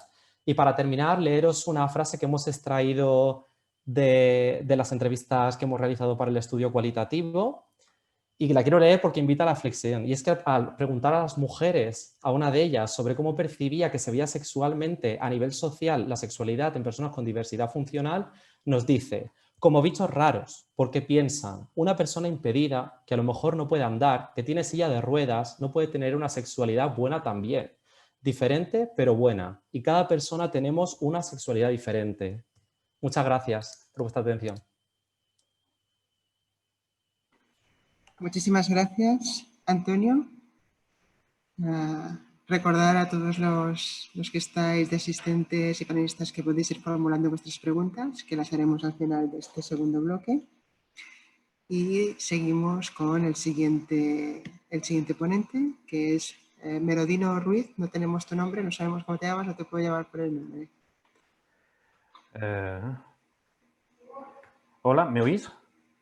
Sí, te oímos. Vale, no sabemos si estuviste al principio cuando explicamos el mecanismo. Un poquito porque tuve problemas con una webcam. Bien, dos cosas. pues... Una, me llamo Igor, ahora me presento. Ivonne, ¿vale? Igor. Igor, ¿vale? Y mi apellido no es Merodino, es Merodio, sin la N. Merodio, correcto. Disculpas. No, tranquilo. Merodio. Ya está, perfecto. Bueno, pues Igor, nada, recordarte que tienes 8 minutos. En la ronda de preguntas, discusión y debate lo haremos al final del bloque, ¿vale? Vale. Ahora cuando te dé paso, pues compartes la pantalla y empiezas tu presentación. Cuando termines la presentación, por favor, cierras otra vez el vídeo y el micro. Perfecto. ¿De acuerdo? Vale. Y nada, cuando te falte un minuto para terminar, si no has terminado aún, pues te avisaremos, ¿vale? Y sobre todo vamos a ser muy escrupulosos con el cumplimiento del tiempo, ¿de acuerdo? Intentaré pues adelante cuando quieras. ¿Se ve bien? ¿He compartido la pantalla? ¿Se ve? Se ve perfecto y se te oye muy bien, sí, adelante. Vale. Lo primero, buenas tardes. Me llamo Igor Merodio. Soy enfermero de la Unidad de Psiquiatría de Agudos del Hospital Pare Taulí de Sabadell. Y vengo a presentaros lo que es mi proyecto de tesis, que lleva como título Detección y orientación enfermera de la violencia de género en la población de riesgo y o tentativa suicida del Vallés Occidental Este. Primero, para comenzar y para ponernos un poco en situación y el justificar un poco el por qué me he decidido por hacer la tesis en este tema, es porque en la actualidad la violencia de género y el suicidio, o el intento de suicidio o el suicidio consumado, son dos de los problemas de salud más importantes y con más incidencia. Además, son dos de las causas que son de mortalidad evitables más importantes del mundo. Para hacernos una idea, y según los datos de la bibliografía, tenemos que la OMS considera la violencia de género como un problema de salud global de proporciones epidémicas. Y destaca que hasta más de un tercio de las mujeres del mundo la han sufrido, o la sufren o la han sufrido en alguna ocasión. Por otro lado, en cuanto a los suicidios, la OMS también calcula que existen, que se dan 1 millón de suicidios consumados al año, ya sin contar las tentativas suicidas. Con lo cual, si juntamos estos dos términos o estas dos cosas, nos encontramos que para los que cuidamos a este tipo de pacientes o a este tipo de personas o de mujeres que aparecen por urgencias, pues es un reto y una oportunidad. También en la revisión bibliográfica que he realizado anteriormente, pues muchos estudios destacan que existe hay una asociación directa entre lo que es la violencia de género y el suicidio. Es por todo esto que me planteo el realizar una intervención enfermera de empoderamiento para las mujeres que presentan violencia de género y aparte realizan una tentativa autolítica y que están o se engloban dentro de lo que es el programa de código riesgo de suicidio. Como objetivo principal, Como objetivo principal es determinar si la implementación de una intervención enfermera orientada e integrada en los casos de violencia de género, entre lo que son las mujeres supervivientes de la tentativa suicida, reduce aún más el riesgo de reintento en 12 meses. Por otro lado, tendríamos varios objetivos secundarios. El primero de ellos sería el de identificar el poder predictivo de los cuestionarios de screening para violencia de género. Por otro lado, el de determinar si existe una infradetección de la violencia de género entre las mujeres que presentan una ideación suicida o realizan esta tentativa suicida. El de diseñar un procedimiento de orientación específico de enfermería para favorecer el empoderamiento de este tipo de mujeres que presentan esta ideación o intento de suicida. Y el determinar si la intervención enfermera mejora el empoderamiento y el seguimiento específico de estos casos. Y por último, el identificar el nivel de satisfacción que tienen en el seguimiento las mujeres que reciben esta intervención enfermera respecto a las que no la reciben. Como hipótesis principal, me planteo una intervención enfermera integrada en violencia de género en mujeres supervivientes o una conducta o ideación suicida tiene influencia en el riesgo de reintento. Y por otro lado, 3 hipótesis secundarias, la primera de las cuales sería que los cuestionarios de screening de violencia de género se muestran válidos para predecir dicha violencia. Una segunda hipótesis que sería que un procedimiento de orientación específico de enfermería favorece el empoderamiento entre las mujeres que presentan la ideación o tentativa suicida y a la vez sufren violencia de género. Y las mujeres que realizan la intervención, las que realizan la intervención específica de enfermería presentan una mayor satisfacción en el seguimiento que las mujeres que no lo realizan. En cuanto a la metodología, el proyecto consta de 4 fases o 4 etapas bien diferenciadas. En una primera fase intentaré realizar un estudio descriptivo retrospectivo de los últimos 12 meses y revisando las historias clínicas ver la detección de la violencia de género en la unidad de urgencias. Una segunda fase donde haría este mismo estudio de revisión de historias clínicas, pero sería un estudio prospectivo de las mujeres en los 12 próximos meses. Y luego ya vendría una tercera fase que sería un ensayo clínico prospectivo aleatorizado de 12 meses, donde se introducirán las mejoras en el proceso de detección y también en la orientación de enfermera. Ahora, en un esquema que voy a presentar en la siguiente diapositiva, creo que se podrá entender mucho mejor. ¿Vale? Y la cuarta fase sería la de análisis y los resultados. El esquema sería así. Las mujeres se visitan en urgencias en el hospital por presentar ideación o por haber realizado un intento autolítico. Una vez que son visitadas, sean o no dadas de alta, se incluyen en el programa de seguimiento de código riesgo de suicidio que se realiza a todas las personas que realizan un intento autolítico, por lo menos aquí en la ciudad de Sabadell. En este seguimiento, durante la primera llamada telefónica se les realiza una serie de preguntas en las que a estas preguntas se les añadirán son 5 preguntas en total, que son las escalas VPS y la escala de WAST en su formato reducido para detectar esta violencia de género.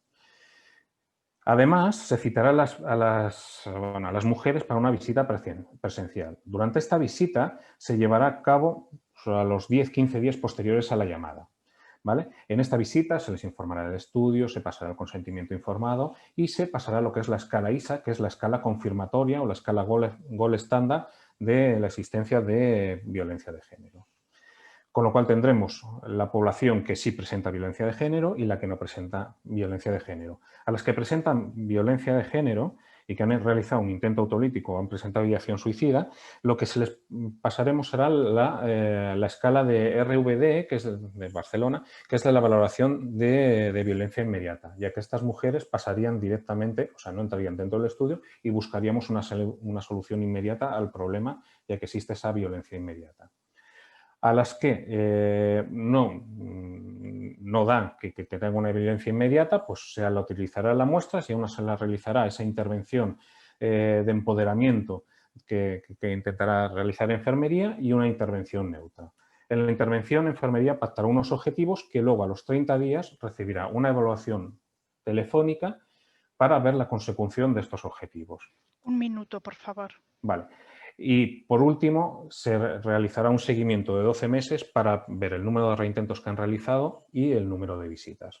Los datos obtenidos, esto lo pasaré un poquito rápido, serán anonimizados, incluidos en la base de datos. Bueno, se estudiarán, la aleatorización de la muestra se realizará con un programa informático y presuponemos que la muestra será, o que necesitaremos para que salga algo destacado, deberían ser de unas 70 o más mujeres.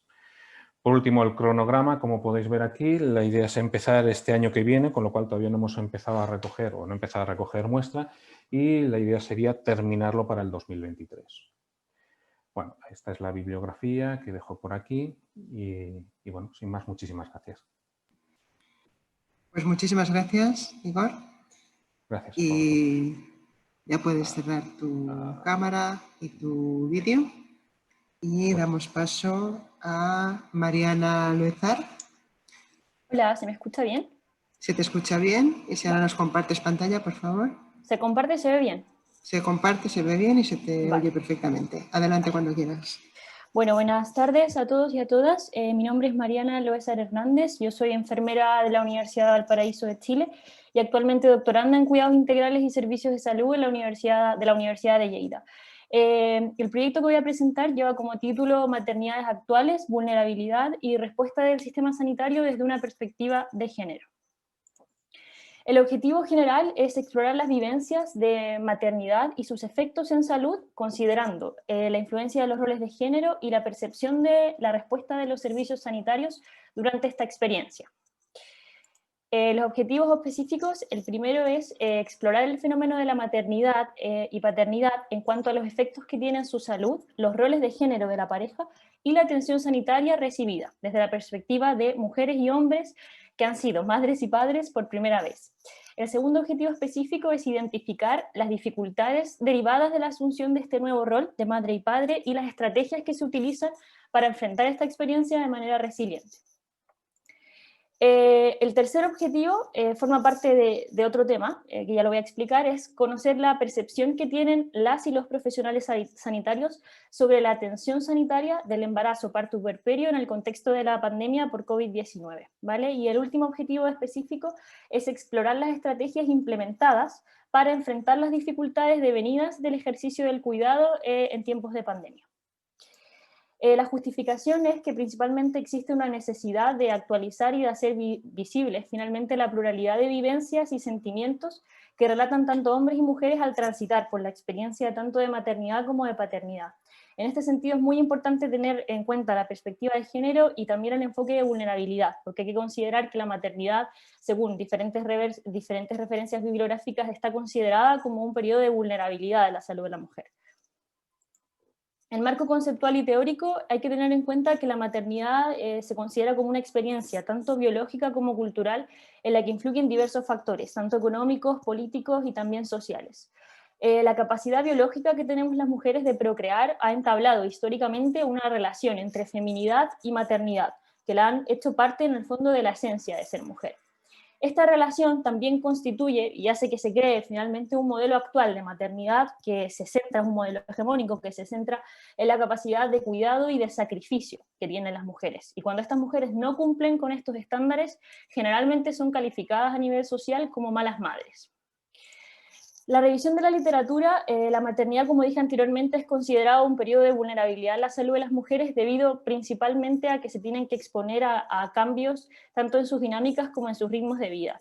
Tienen que enfrentarse a todo el reajuste fisiológico de la recuperación en el posparto, a dificultades relacionadas con la lactancia materna y también a emociones y sentimientos como tristeza, labilidad emocional, soledad, miedo a separarse de sus parejas, miedo a perder el empleo y vivir una vida social que se ve considerablemente reducida, ¿vale? Enfrentarse a ese cambio en la esfera social. También es importante considerar que siguen siendo las mujeres quienes asumen mayoritariamente las responsabilidades tanto de cuidados como domésticas, según la última encuesta de mujeres y hombres en España. El trabajo de cuidado sigue siendo un trabajo que está poco valorado socialmente y que es un trabajo no remunerado, a pesar de la importancia que tiene en la mantención de la estructura social, ¿no? Y por último, es importante también considerar el factor de apoyo social en esta experiencia de maternidad. Según diversos estudios, se plantea que aquellas mujeres que no reciben apoyo social son más propensas a desarrollar sintomatología de depresión postparto. Vale. Desde la atención sanitaria existen pautas para la atención al embarazo, parto y puerperio, de una u otra forma también se normativiza cómo se tienen que sentir las mujeres en esta vivencia. También es muy importante considerar que la pandemia por COVID-19 tiene que haber hecho replantear la atención sanitaria y los cuidados que se entregan, principalmente en relación a la accesibilidad, al uso y también a la orientación, ¿no?, adecuada de estos cuidados. Bueno, en la metodología se utilizará una metodología cualitativa, la orientación teórico-metodológica que se utilizará será la fenomenología, tiene un formato de compendio de 4 artículos. La primera parte responden a los objetivos específicos 1 y 2, que es esta vivencia de maternidad y paternidad por primera vez, y la segunda parte a la percepción de los profesionales sanitarios respecto a la atención a la maternidad durante la pandemia. La primera parte emana del trabajo de fin de máster, cuyos objetivos se centraron en la experiencia de las mujeres, ¿vale? Se realizó un muestreo intencional, se consideraron a mujeres que hayan sido madres por primera vez hace menos de 2 años y fueron captadas en grupos de autoayuda, que se gestionan al margen de la asistencia sanitaria.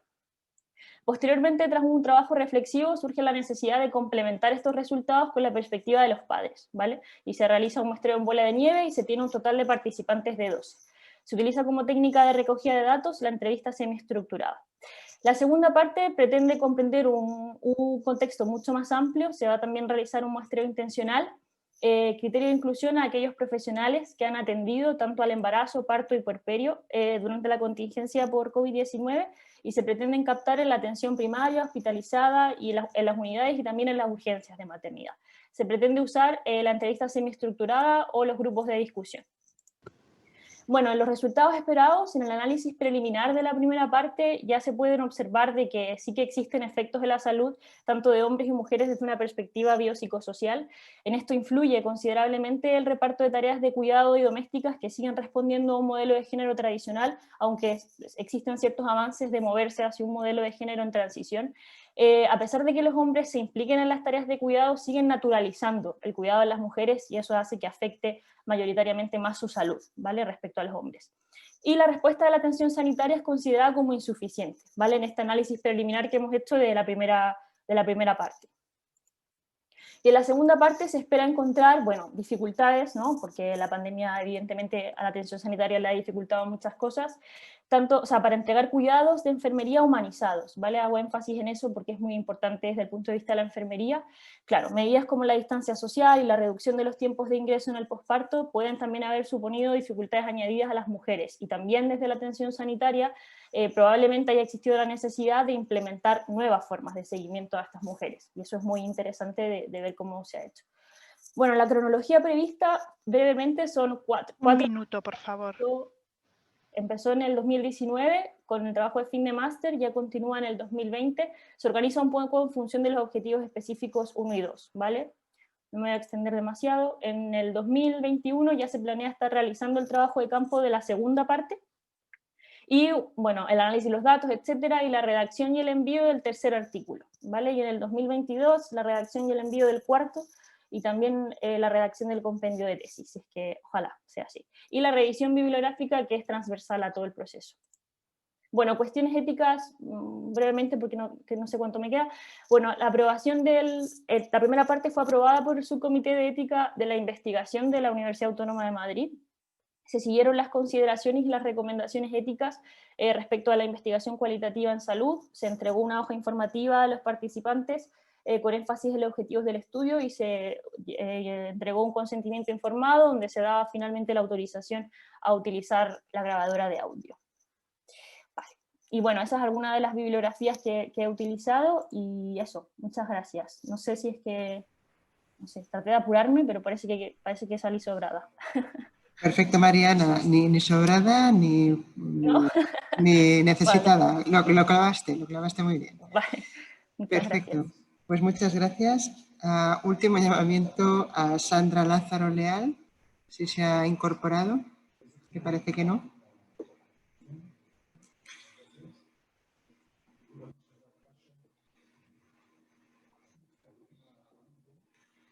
Bueno, pues tendremos un proyecto menos.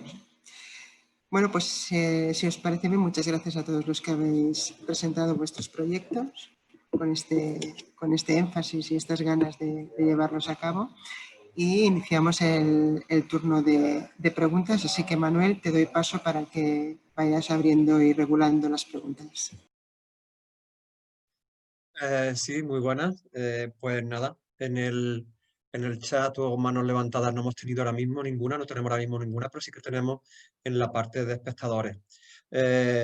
Maite Moreno pregunta a Víctor, dice, si he entendido bien, te plantea el rol de género como una variable.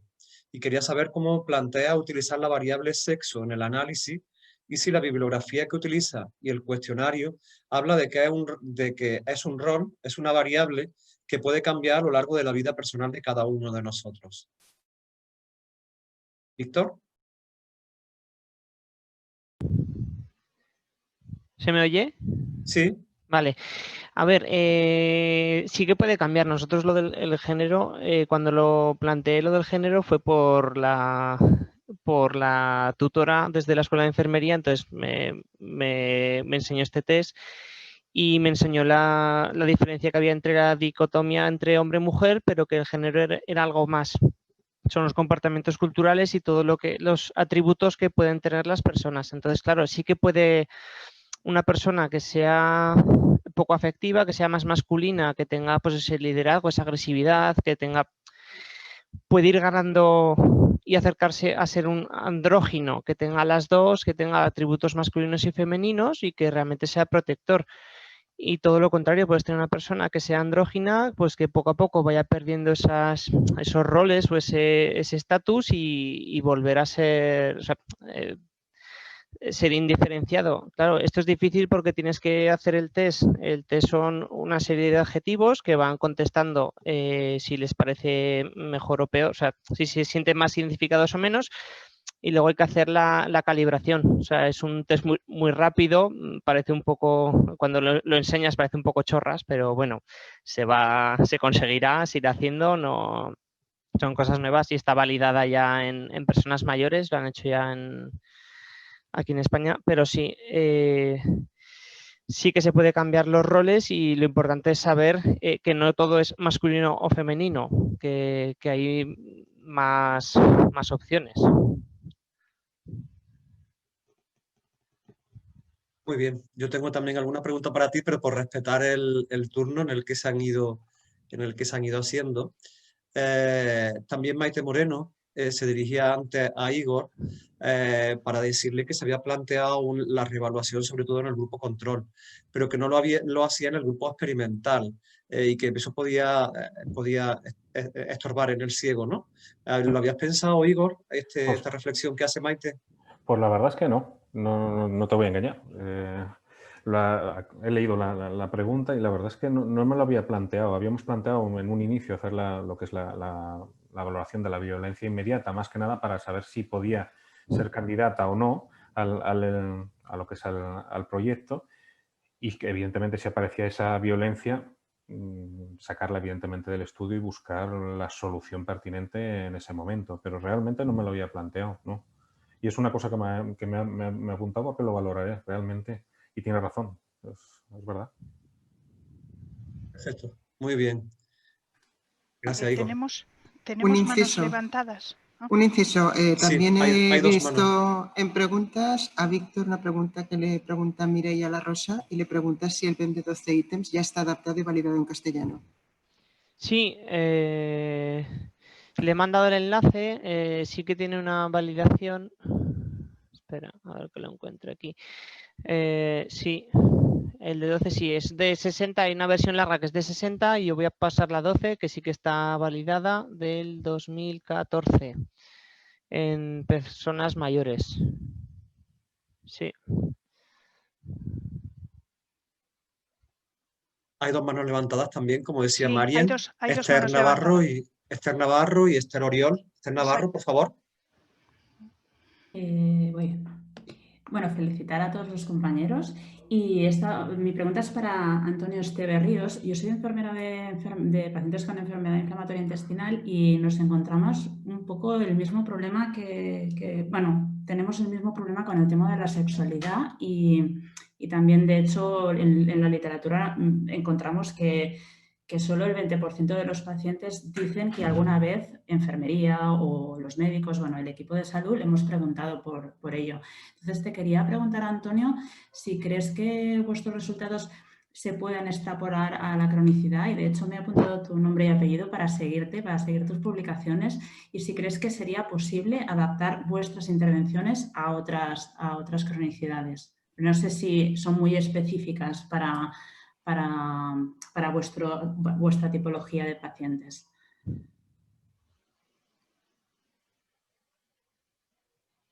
Hola, buenas, ¿se oye? Perfecto.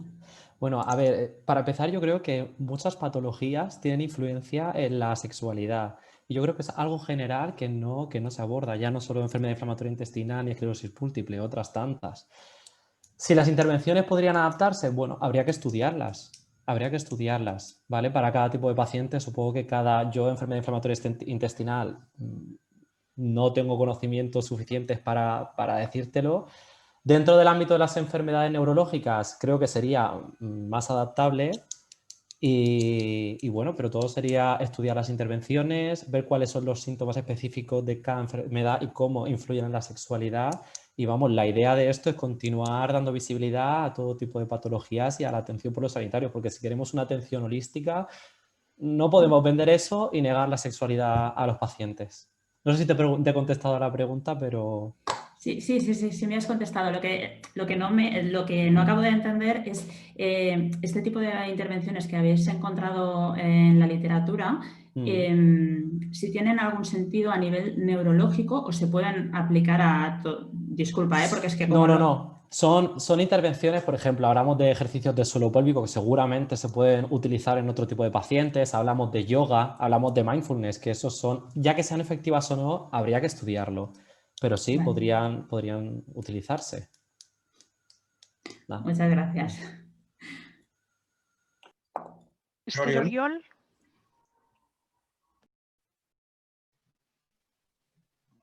Hola a todos y felicidades a todos mis compañeros. Son unos temas muy importantes a discutir. Y mi pregunta es para Igor. Es para que las mujeres que están con este contexto de violencia de género, poner una variable... En 10 minutos, un cuarto de hora, creo que lo he terminado. ¿Cómo? ¿Hola?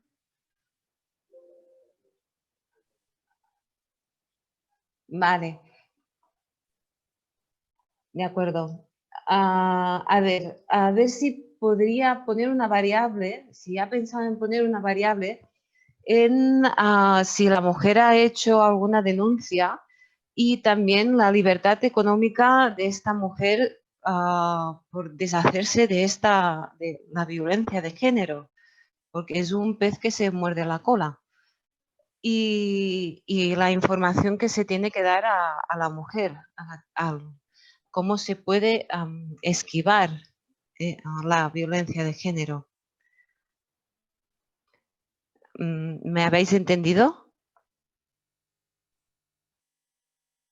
Muchas gracias. Yo sí, ahora se me escucha, ¿verdad?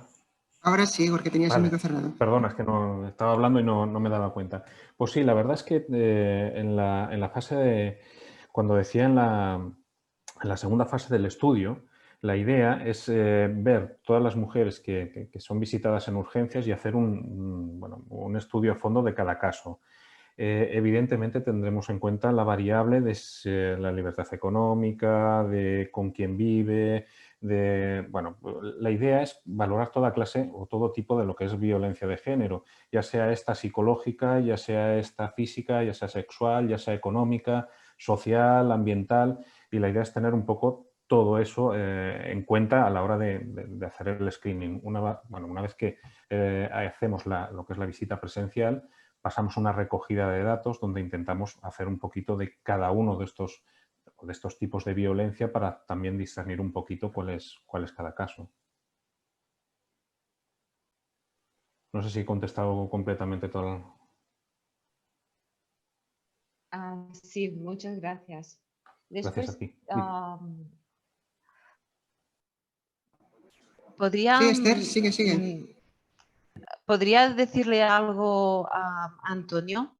Porque yo soy enfermera nefrológica y la sexualidad también nos incumbe con este aspecto de la salud, porque cuando entran en insuficiencia renal crónica no se les baja el líbido, tienen impotencia sexual y además es como un pequeño tabú que tenemos.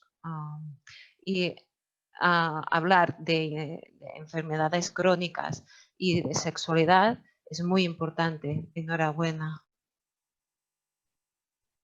Gracias. ¿Puedo contestar? Sí, tanto. No, yo nada, agradecer sobre todo porque estoy viendo que, bueno, que en otro tipo de pacientes también se está percibiendo este problema y sobre todo animar a que se continúe con la investigación de la sexualidad y que es algo que tenemos que abordar sí o sí. Socialmente tenemos tanto los pacientes como nosotros muchos tabús con el tema. Yo incluso antes de empezar el estudio también. Pero tenemos que abrirnos, tenemos que ser profesionales y lo mismo de antes. Si es una profesión holística, hay que atenderlo todo. Ya está, gracias. Muy buena, enhorabuena. Gracias, Antonio. Te traslado un par de preguntas que hay en el chat, porque no tienen micro. Alberto, la primera de ellas es de Alberto García. Dice que tenía una pregunta para Víctor, en este caso. Dice que le parece un proyecto muy interesante y que ha entendido que existe una relación entre el uso del catéter de hemodiálisis y el sexo femenino. Dice, conocía que se usa el catéter como primera opción en pediatría, pero quería preguntar si habrías podido conocer la causa de esa relación con el sexo femenino. ¿Víctor? Hola, ¿se oye? Sí. Sí, que justo le he contestado por privado, pero bueno, a ver, lo he estado recogiendo del artículo. A ver, las mujeres suelen usar más, empiezan diálisis más con catéter respecto a los hombres. Y las cifras son pues el 20% que empiezan las mujeres, el 67% con fístula y el 11% con prótesis. Luego los hombres son más altos, empiezan el 80% con la fístula, el 10% con catéter y 8% con prótesis. ¿Qué pasa? Dicen que las mujeres cuando van a empezar que tienen peor pronóstico, que van a tener una peor fístula pues por el sexo pues simplemente por sexo femenino, por tener pues más grasa, por tener peor desarrollo, menor masa muscular y demás, pero acaba de salir la guía hace un par de años salió la guía del acceso vascular del grupo GEMAP y dijeron que no estaba relacionado. O sea, sí que realmente cuando van a empezar tiran más de catéteres, pero igual lo que habría que hacer es entrenar y preparar los accesos. O sea, van a tener igual el acceso. Lo que pasa es que a la hora de la verdad empiezan con menos fístulas y eso a la larga es más problema de bacteriemia, problema del acceso vascular, se dializan peor, es que están peor dializadas, tienen más medicación, tienen más, y eso es lo que hay que ir mirando. Pero sí, el acceso cambia, pero no tendría que ser por eso, tendría que ser tendrían que empezar con las mismas opciones que los hombres, no por el sexo. Hay una mano levantada. Sí. Y Hay una pregunta antes, si no te importa, vale, okay. de Laura Alicia. Ahora, de Laura Alicia, que dice que tampoco puede utilizar cámara ni micro, y va dirigida a Mariana Loezar. Dice, respecto a la parte de COVID y maternidad, saber si habría encontrado información sobre el impacto en el proceso del parto. Pues en la asistencia se habla de que se han alargado y han aumentado las complicaciones. Sí, Mariana. Sí, se me escucha bien, ¿no? Me imagino que sí. Bueno, Laura, muchas gracias por tu pregunta. La verdad es que la segunda parte del proyecto, que tiene que ver con el COVID-19, es una parte que está todavía muy en desarrollo, simplemente están como los lineamientos iniciales.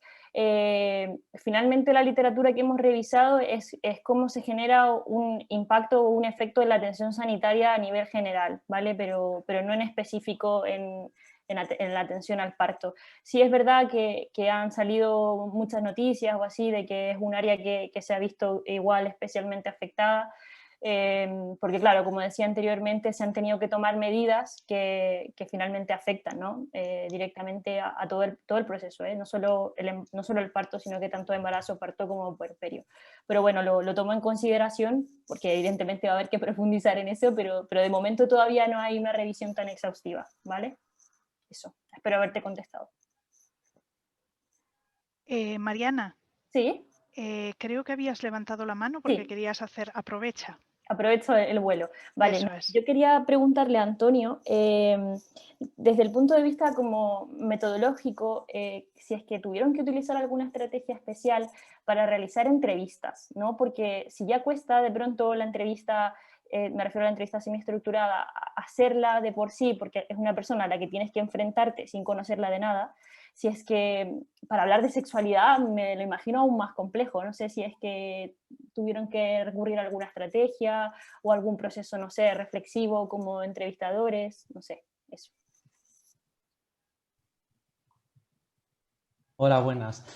Bueno, a ver, yo tenía ese mismo pensamiento cuando empecé cuando me planteé el estudio, pero la verdad es que cuando hicimos el contacto con las asociaciones de Alicante de esclerosis múltiple y les planteamos el proyecto, se ha tomado desde el momento cero con total normalidad.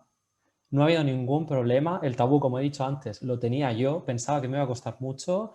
Para nada, las mujeres incluidas en el estudio también lo han tomado con total normalidad, no ha habido ningún problema a la hora de hablar de sexualidad. O sea que por ese lado, no, te paras a pensar y dices, es que al final el problema también lo tenemos nosotros. Pero vamos, quiero decir además, agradecer a todas las mujeres que han participado, que desde el momento uno se han entregado y se han abierto para hacer las entrevistas al completo. Vale, no sé si he contestado o no a tu pregunta. Sí, muchas gracias. Esther Oliol, creo que querías preguntar, habías levantado la mano, cuando quieras. Sí, muchas gracias. Es una pregunta para Víctor. A ver, yo siendo enfermera de nefrología y estoy en hemodiálisis, no he percibido en mi sala que haya más mujeres con catéteres o más hombres con catéteres. Pero como las mujeres entran más mayores y tienen osteoporosis y pueden tener calcificaciones en las venas, y esto con una ecodoppler lo podemos ver, puede ser que para eso tengan más catéteres. Nada más un punto de vista. Gracias. Sí, a ver, es que es así, realmente se intenta empezar todos con las fístulas. Nosotros ahora tenemos unas cifras un poco peores porque también con todo lo de la pandemia han cerrado los quirófanos de vascular y prácticamente todos empiezan con catéter. Sí es cierto que si fueran empezando con las fístulas más en flexura o tantear otras opciones, pero claro, las mujeres que ya están tomando tienen más problemas con el metabolismo de calcio-fósforo, hay más diabéticas, pero sí que lo tendrían que analizar. Y sobre todo lo del ejercicio. El año pasado preparamos un estudio para hacer ejercicio, desarrollar mejor las fístulas, porque es que está siendo horroroso. Y no sé qué más decir. Víctor, en donde estoy tengo 4 turnos. El cuarto turno es de 25-26 pacientes. La mayoría llevan catéteres. Me parece que es de la edad que tenemos de la insuficiencia renal. No se puede hacer más. Muchas gracias.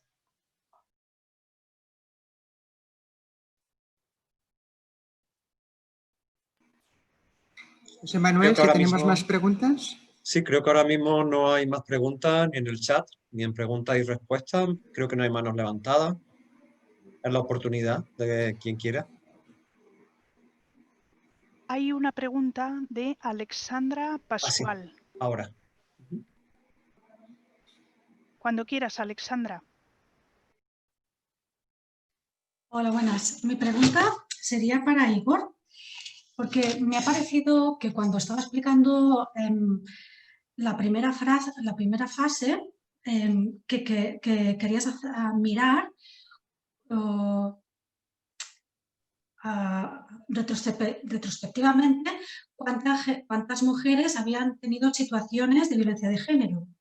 No sé si lo he entendido bien, ¿eh? Es detectar, es ver cuántas han detectado. Porque, a ver, la sensación que yo tengo es... Bueno, ¿pero tenéis preguntas? O sea, cuando vienen a urgencia, ¿realmente hay un espacio o pensáis en esto? Es que es la duda, ¿no? Porque me ha sorprendido. Es decir, tienes esto en mente y se lo vas a preguntar. No, ahora mismo no se pasa nada de manera así, bueno, estructurada ni nada. Entonces, es una de las cosas que, a ver, según la literatura y por lo que, y era una de las cosas que me ha promovido a hacer este proyecto. Yo creo que hay una infravaloración, creo, ¿vale? En todo este tipo de mujeres que vienen a urgencias, en el cual se pregunta por cuál es el motivo, qué es lo que cómo lo ha intentado, etcétera, etcétera, pero luego no se llega mucho más al fondo y muchas veces también porque la mujer pues tiene miedo o, bueno, o tiene sus razones para no contarlo en ese momento. Entonces, no hay nada de manera estructurada. Por eso la idea de uno de los objetivos que me marco es saber si mediante la utilización de el WAS y el VPS, que son 5 preguntas en total, que teóricamente son 2 escalas validadas, es verdad, una para el servicio de urgencias y otra para consultas externas, si haciendo esas 5 preguntas podemos detectar realmente o podríamos mejorar mucho la detección que realizamos. Ahí, mira, antes de ayer salió un estudio que habían encontrado en 6 meses, no sé si era el 4%, o sea, un 4% solo de mujeres que habían sufrido algún tipo de violencia de género y realmente me parece... Hay estudios que llegan incluso a decir que bueno, casi el 40% de las mujeres sufre que realizan intento autolítico, ¿eh?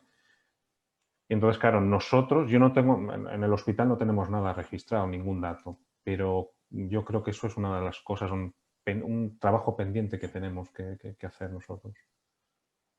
Después también te quería preguntar, en la intervención que queréis hacer, si habéis pensado cuál será, enfocada a qué. A ver, bueno, sí, no la tenemos del todo definida, pero sí que es de empoderamiento.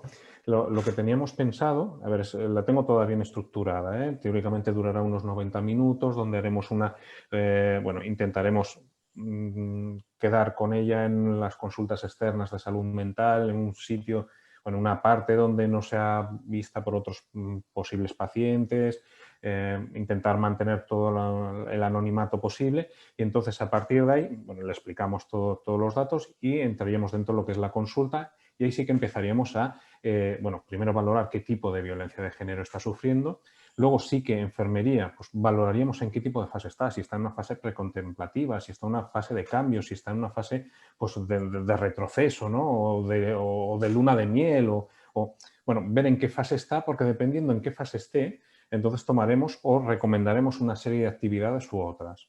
Entonces, a partir de ahí la idea es empoderar a la mujer. Es decir, no sé, yo tengo la sensación que estamos muy acostumbrados a decirle a la gente qué es lo que tiene que hacer, ¿vale? Y no que realmente la gente decida qué es lo que tiene que hacer. Entonces, la intervención que yo me planteo, que intento o que intentaremos plantear es que nosotros dar una batería de todas las soluciones que podemos o tenemos a mano y que ella esa persona sea la mujer, sea la que elija realmente lo que ella con su situación vea conveniente. ¿No? Esto es como el tema del tabaco. Por mucho que yo le diga a una persona que deje de fumar, es que no tiene sentido. Tiene que ser ella, ¿no? Y ver sus circunstancias. Pues esto es exactamente lo mismo. Entonces la idea es empoderarla para que ella sea la que tome esas decisiones. Y por eso luego a los 30 días lo que me planteo es hacer una valoración de que realmente si esos objetivos se han cumplido, si realmente esa intervención de empoderamiento que ha realizado enfermería realmente ha servido para algo o no ha servido. No registraran ningú, crec, Igor. no? He plegat a les 3:20 avui, perquè clar... Creo que se ha colado un audio. Igor, un momentito, dice Maite en preguntas y respuestas, si conoces la guía de la RENAO de ideación suicida. Joder, pues así ahora te diré que no me suena. No te voy a Imagino engañar. que es una sugerencia. No, no te preocupes, imagino que es una sugerencia. ¿Verdad? ¿Sabes lo que pasa? Que biografía tengo un montón y me estoy muy empapando y realmente no lo sé, pero ahora me la busco. Y si no, hablaré luego con Maite. Perfecto. Pero me lo apunto ahora mismo. Hay otra pregunta en el chat. 3 minutitos nos quedan, 4 minutitos, venga. A ver si da tiempo. Es la inicial E. Ferrer, no sé tu nombre, perdona. Dice que también tienes problemas con la cámara y le quería preguntar a Víctor, la edad de los pacientes más mayores que tienen en su centro de hemodiálisis. Ha contestado, veo, debajo. Sí, oye, nada, eso, les vacunamos el otro día porque además con esto del COVID y con preventiva y con el centro de salud estaba todo saturado, entonces ideamos ofrecerles lo de las vacunas, entonces las vacunas eran distintas según la edad y calculé los rangos. Pues para unos 70 tenemos pacientes de 19 años a 88, que es el que más, y pues de más de 80 a unos 10, de 65, de menos de 65 unos 20, pero claro, donde más hay es de 65 a 80 años, que son casi más de la mitad. No me los sé de memoria todos porque no los tengo aquí y no sé cómo van entrando y saliendo pacientes, pero bueno, eso, la edad, en unos 70, 70 y poco la edad media. Gracias. Silvia, una última mano, ¿da tiempo? Sí, a Esther Navarro y cerramos, ¿vale? Y cierra Silvia. Esther Navarro. De acuerdo. La pregunta es para Igor, que no sé si me he perdido, pero en el estudio de intervención, ¿cómo vais a valorar el empoderamiento? Porque como has explicado que dependiendo de en qué situación se encuentren, vais a dar unas indicaciones u otras, esto al final no te va a dar mucha variabilidad. Y disculpa, porque no sé si has dicho cómo ibais a valorar este empoderamiento, Igor. A ver si me ve. Ahora. A ver, la idea de valorar un poco el empoderamiento, o sea, a los 30 días, lo que vamos a realizar es ver si realmente todas las acciones que hemos quedado como objetivos con la mujer realmente las ha realizado. Es ver el cumplimiento que tiene. Es decir, para cada fase hemos puesto varias actividades. Es decir, no nos va a dar teóricamente, en teoría, muchas alternativas. Además, luego también jugamos un poco, que no lo he dicho, pero es por el tiempo, ¿no? Que una de las cosas que nos encontramos y que por eso acoto un poquito el estudio es porque depende de dónde lo realices. Por ejemplo, aquí en Sabadell, todo lo que es la violencia de género no se lleva prácticamente desde el hospital, lo lleva el Ayuntamiento de Sabadell, ¿no? Que tiene como... Y luego también hay una asociación que es la que se encargan un poco de la mujer del tratamiento o, digamos, orientación de la violencia de género. Entonces, pues me tengo que poner de acuerdo con esas dos, entidades para intentar luego buscar soluciones y para dar esas soluciones. Sinceramente no creo que me dé. Ya te digo, a los 30 días la idea es revisar, hablar telefónicamente con la persona y realmente obtener ese feedback de si realmente pues, todo lo que hemos intentado empoderarla y que ella sea la que elija su propia solución, nos diga si realmente lo ha conseguido o no. Muy bien, bueno, mucha suerte, que vaya muy bien. Gracias, Esther. Muchísimas gracias. Muy bien. Pues si os parece que la cosa se seguiría, pero al final los tiempos nos los marcan a todos y tenemos que dar ya por finalizada esta primera sesión. Yo querría decir unas palabras y es que me ha parecido que ha sido un bloque como muy versado en temas altamente sensibles y que se ha hablado de género, se ha hablado de sexualidad, se ha hablado de roles, de vulnerabilidad, de relación terapéutica también en un colectivo altamente vulnerable como es los pacientes con patologías de salud mental. Es decir, en aquellos colectivos de riesgo o de más riesgo si cabe, ¿no? Y sobre los que las enfermeras debemos, podemos y tenemos que actuar y tener un papel relevante, ¿no? en el manejo. Además, quisiera felicitaros porque en general son temas poco abordados, quizás, y ha salido en alguna conversación, ¿no? Porque son incluso temas tabús para la profesión incluso, ¿no? Con lo cual, pues felicitaros y animaros a seguir con estas investigaciones porque seguro que hace falta muchísimo conocimiento y muchísima evidencia para podernos meter en ello y abordarlo como se merece. Así que, bueno, os esperamos dentro de un rato. Si os parece, como hemos ya hablado de las maneras o de la dinámica de la sesión, nos podemos encontrar, al menos hacer un descansito de un cuarto de hora y nos encontramos pues a -4, -10 y seguimos con la siguiente sesión. Por favor, sobre todo los que tenéis que presentar, estar un ratito antes porque comprobaremos que podéis compartir pantalla y que funciona bien toda la parte técnica. Así que nos vemos dentro de un ratito. Muchas gracias a todos y a todas.